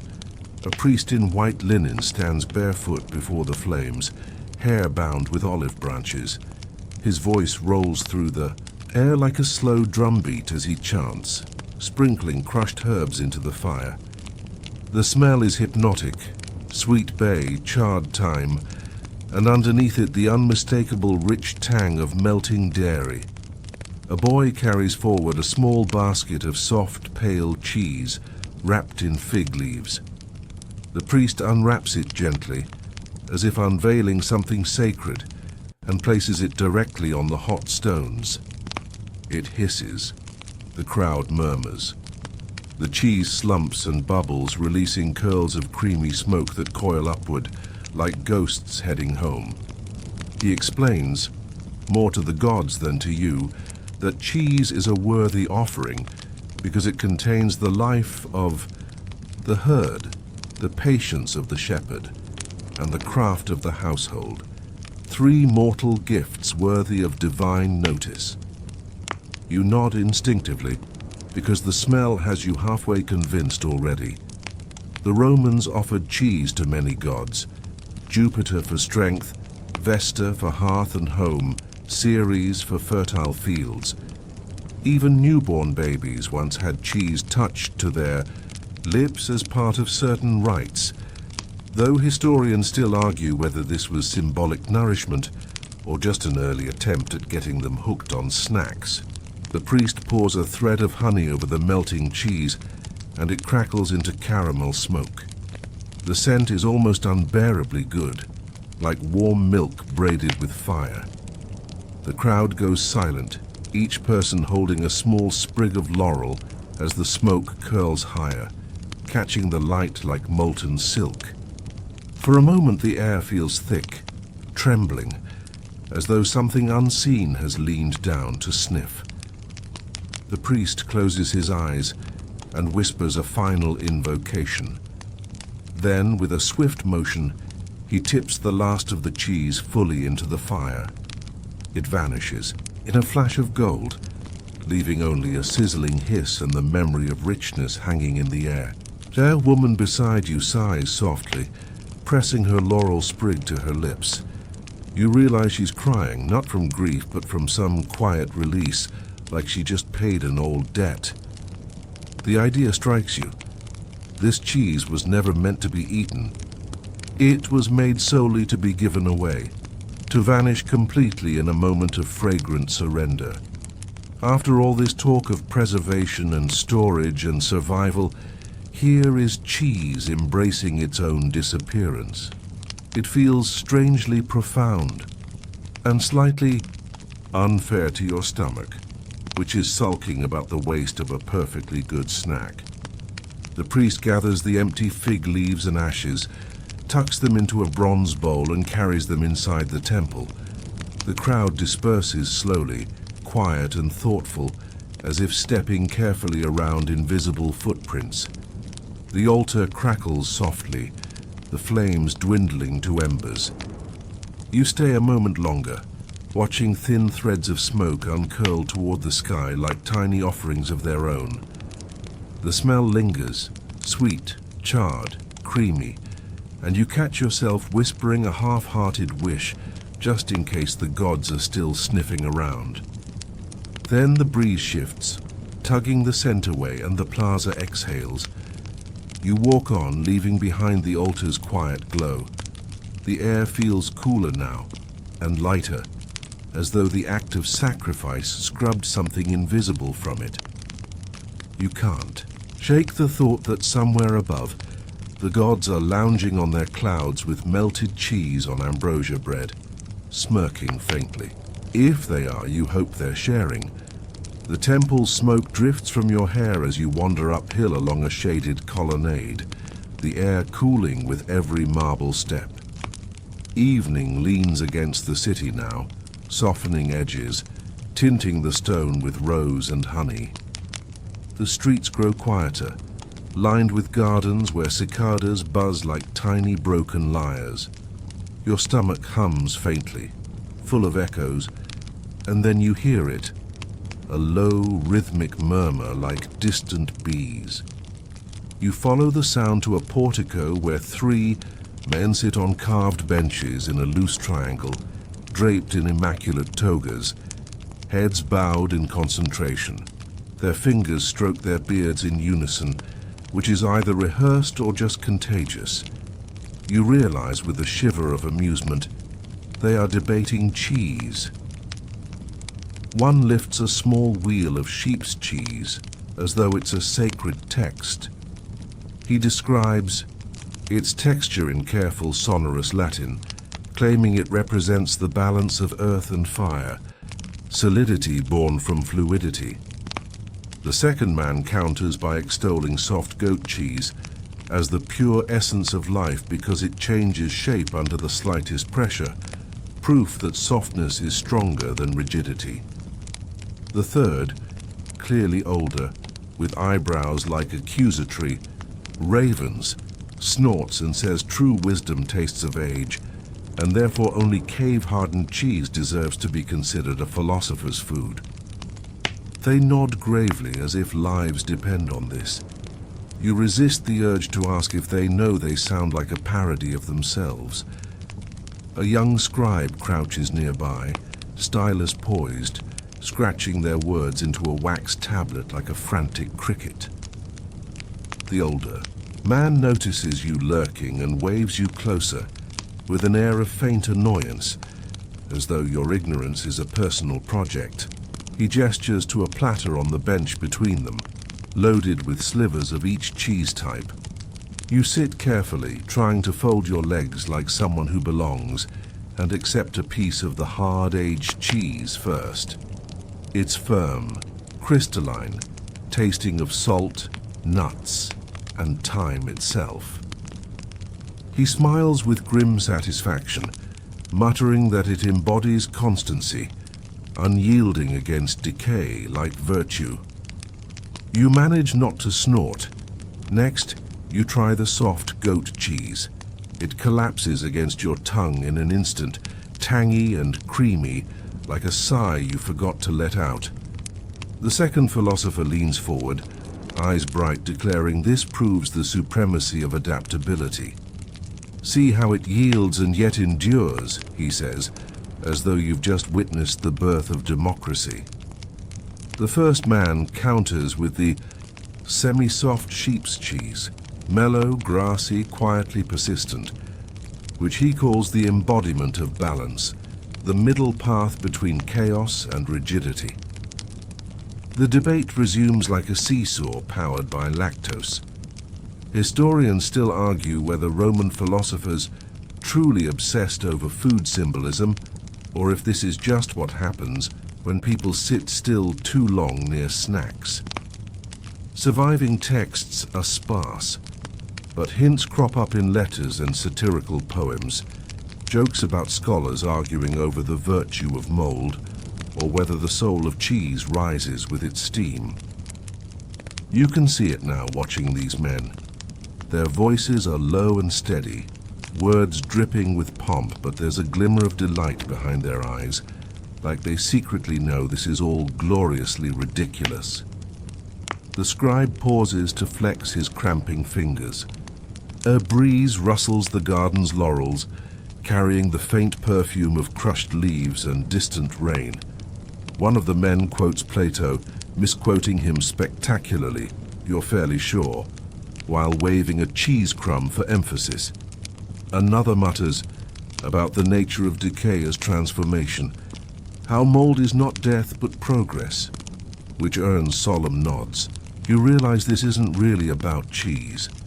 It's about using cheese as a mirror to admire themselves in, which might be the most human thing you've seen all day. They offer you wine, thin and sour, which cuts the richness on your tongue and leaves behind the faint metallic tang of the bronze cup. The sky has gone copper at the edges, and a single bat flutters past like a half-forgotten thought. The philosophers finally fall silent, gazing at their empty platter as though it holds the shape of truth. The oldest clears his throat and announces that all cheese is a metaphor for the soul. Born fluid, shaped by trials and destined to either rot or ripen, the others nod, visibly pleased by this summation, and the scribe scribbles like his stylus is on fire. You thank them and slip away before they remember to assign you homework. As you leave the portico, their murmurs drift behind you, low and contemplative like bees circling a hive made of smugness. The air outside feels lighter, touched with the first hint of night. You smile to yourself, oddly soothed. Somewhere in Rome, armies march, markets roar, temples blaze. And here, 3 men spend their twilight arguing the soul of curds. It's absurd. It's perfect. The street's hum folds back around you as you drift downhill, past shuttered bakeries and darkened bathhouses, until the lamps thin and the cobbles turn slick with night mist. The air smells faintly metallic like wet bronze and something else, cool, sterile, strangely clean. You follow it to a squat building perched at the edge of the old forum, where light leaks from narrow windows in sharp white slices. Inside, the air hums faintly like bees trapped in glass. A man in a linen coat peers into a shimmering lens, muttering to himself, and you realize with a jolt, you've wandered out of ancient Rome and into the present day, where scientists are prying secrets from the ghosts of cheeses long gone. The room is chilly and bright, humming with quiet machines. Stainless steel tables gleam like moons, scattered with fragments that look like crumbs swept from the sleeve of history. Tiny pale flakes sealed in clear dishes, each labeled with long, mournful strings of letters and numbers. One researcher, her hair braided tightly as a cable, waves you over with a gloved hand. She explains they're analyzing molecular traces found in pottery shards and dental plaque from Roman burial sites, trying to reconstruct what those forgotten cheeses were really made of. Her voice carries the restrained excitement of someone who's about to resurrect ghosts from dust. She shows you a sliver of ancient pottery flecked with chalky residue. Under a microscope, the residue blooms into strange geometric landscapes. Networks of fat crystals, broken chains of milk proteins, fossilized hints of lactic bacteria. It's weirdly beautiful, like the surface of a tiny alien planet that once smelled faintly of sheep. She says chemical analysis reveals the lipid profiles, high in short-chain fatty acids, typical of sheep and goat milk. Historians still argue about how much cow milk the Romans actually used, but the data keeps tilting stubbornly towards sheep and goat. The cows, it seems, were mostly busy glaring and pulling plows. Another researcher opens a climate-controlled cabinet to reveal a row of replica cheeses they've made from these findings. They're tiny, palm-sized wheels, each tagged with the site that inspired it: Pompeii, Ostia, Vindolanda. The room fills with their faint, mingled perfume, grassy, nutty, slightly sour. You're struck by how humble they look, these resurrected relics like shy ghosts pretending to be snacks. One wheel bears a delicate web of blue veins. Another is smooth and pale, almost translucent. The scientist explains they adjusted the cultures and curdling times according to residue patterns, though they can't be sure if the flavors are truly accurate or just plausible echoes. She slices a flake from the Pompeii sample and offers it on the edge of her scalpel. It's brittle, faintly crumbly, with a scent like wild thyme trapped under stone. You let it dissolve on your tongue. The flavor blooms slow and soft, grassy, nutty, with a tiny spark of acidity that lifts like birds startled from reeds. It tastes quiet, old but not dead, more memory than food. You swallow carefully as if it might shatter. A strange hush settles in your chest, like someone just whispered across centuries directly into your ribs. They show you a graph glowing on a nearby screen, protein signatures plotted like constellations. The peaks cluster around casein, the backbone of cheese. She points out faint traces of fermentation byproducts, proof the Romans aged at least some cheeses far longer than previously thought. This sparks lively debate.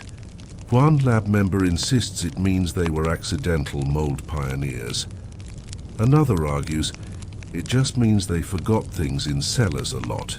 You smile because either way it makes sense. Half of history probably happened because someone forgot a snack. The hum of the machine seems louder now, like the room itself is holding its breath. The researcher reseals the samples in their clear dishes, sliding them back into the cabinet as gently as if they might wake up. The faint smell lingers, dusty, lactic, warm at the edges like the memory of a pasture. You realize you've just tasted something no tongue has known for nearly 2 millennia, and the thought makes your skin buzz. The past isn't gone. It's just waiting for someone curious enough to coax it out of crumbs. Outside, the misty night swallows you back up, cool and silent after the lab's humming glow.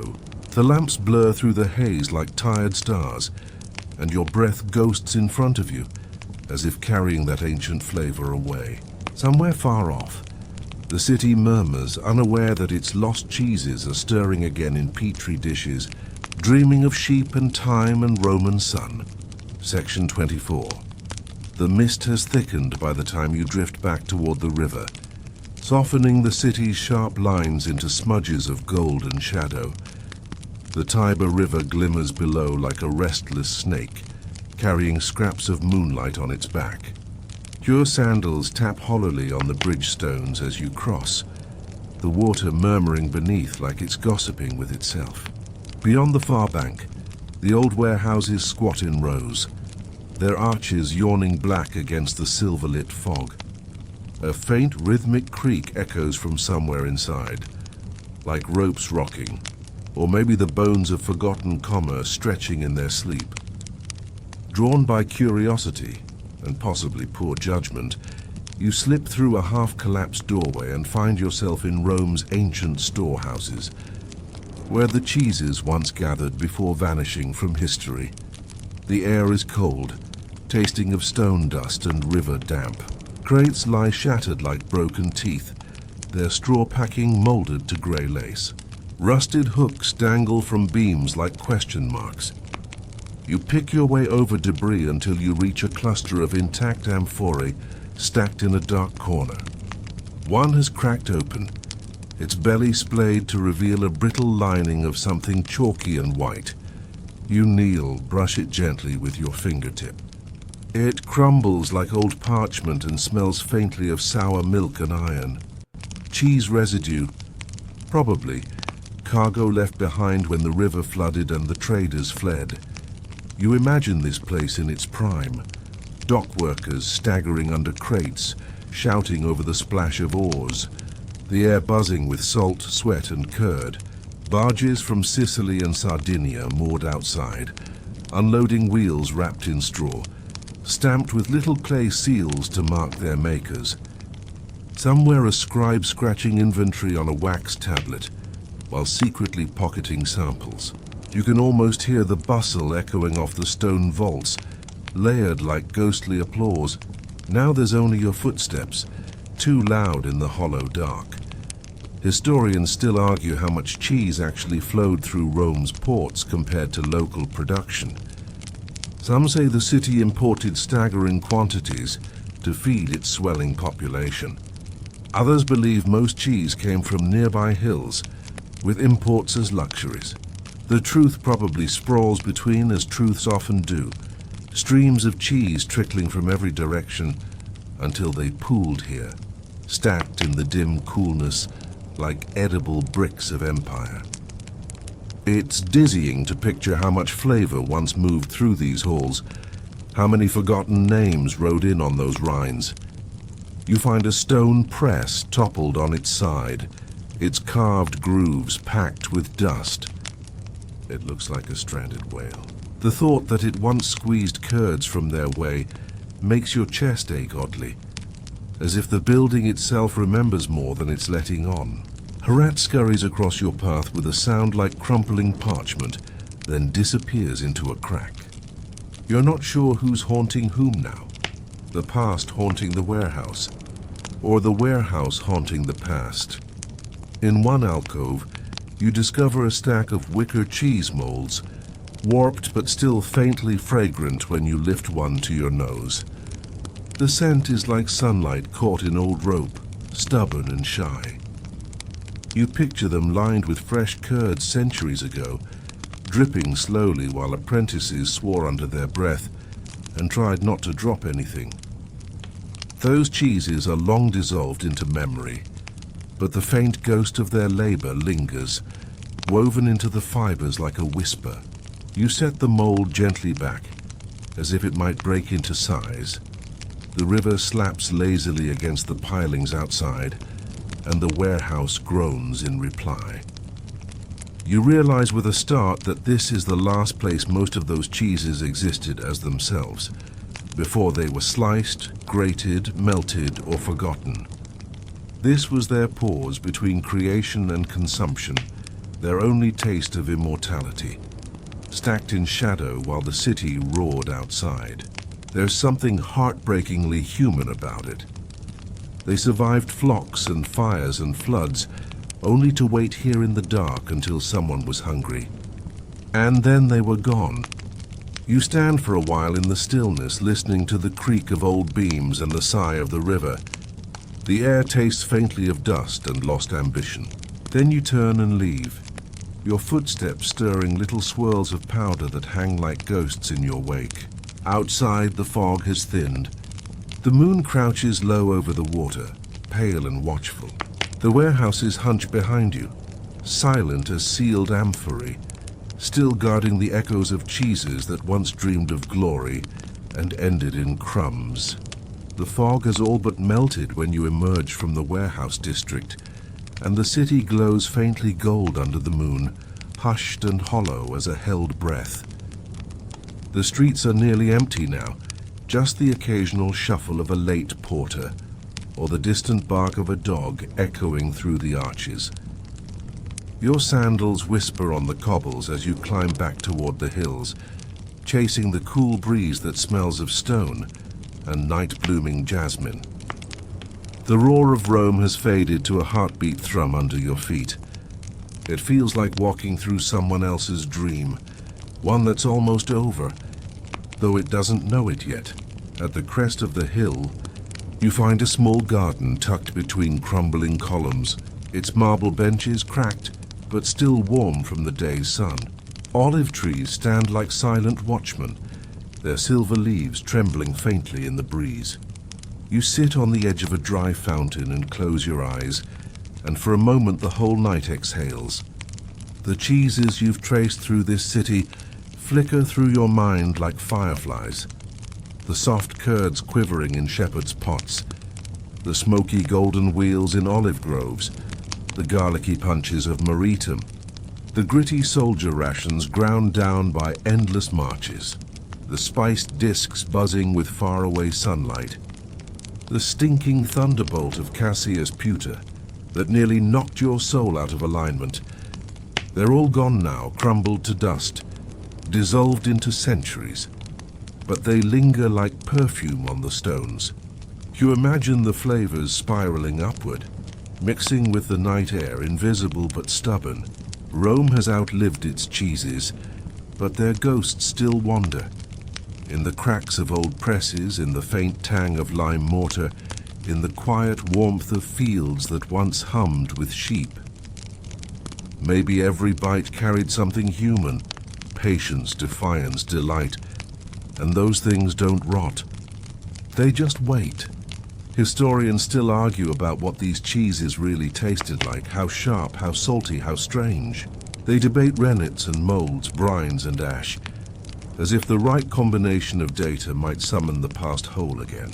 But tasting them in your mind now, you suspect they're missing the point. The flavor wasn't only in the milk or the herbs or the caves. It was in the hands that shaped them, the days they survived, the small joys they carried into mouths that have long since turned to dust. The real flavor was time itself, captured briefly, then let go. You stretch out on the fountain's edge, staring up at the moon, drifting pale as milk above the black cypress. The breeze hushes through the olive leaves, soft as a lullaby half remembered. Your limbs feel pleasantly heavy, and your thoughts loosen, floating slow and lazy like curds in warm whey. The city below has gone silent except for one faraway flute playing something thin and sweet. You breathe it in and out, slow and even, the night folding over you like a cool wool blanket.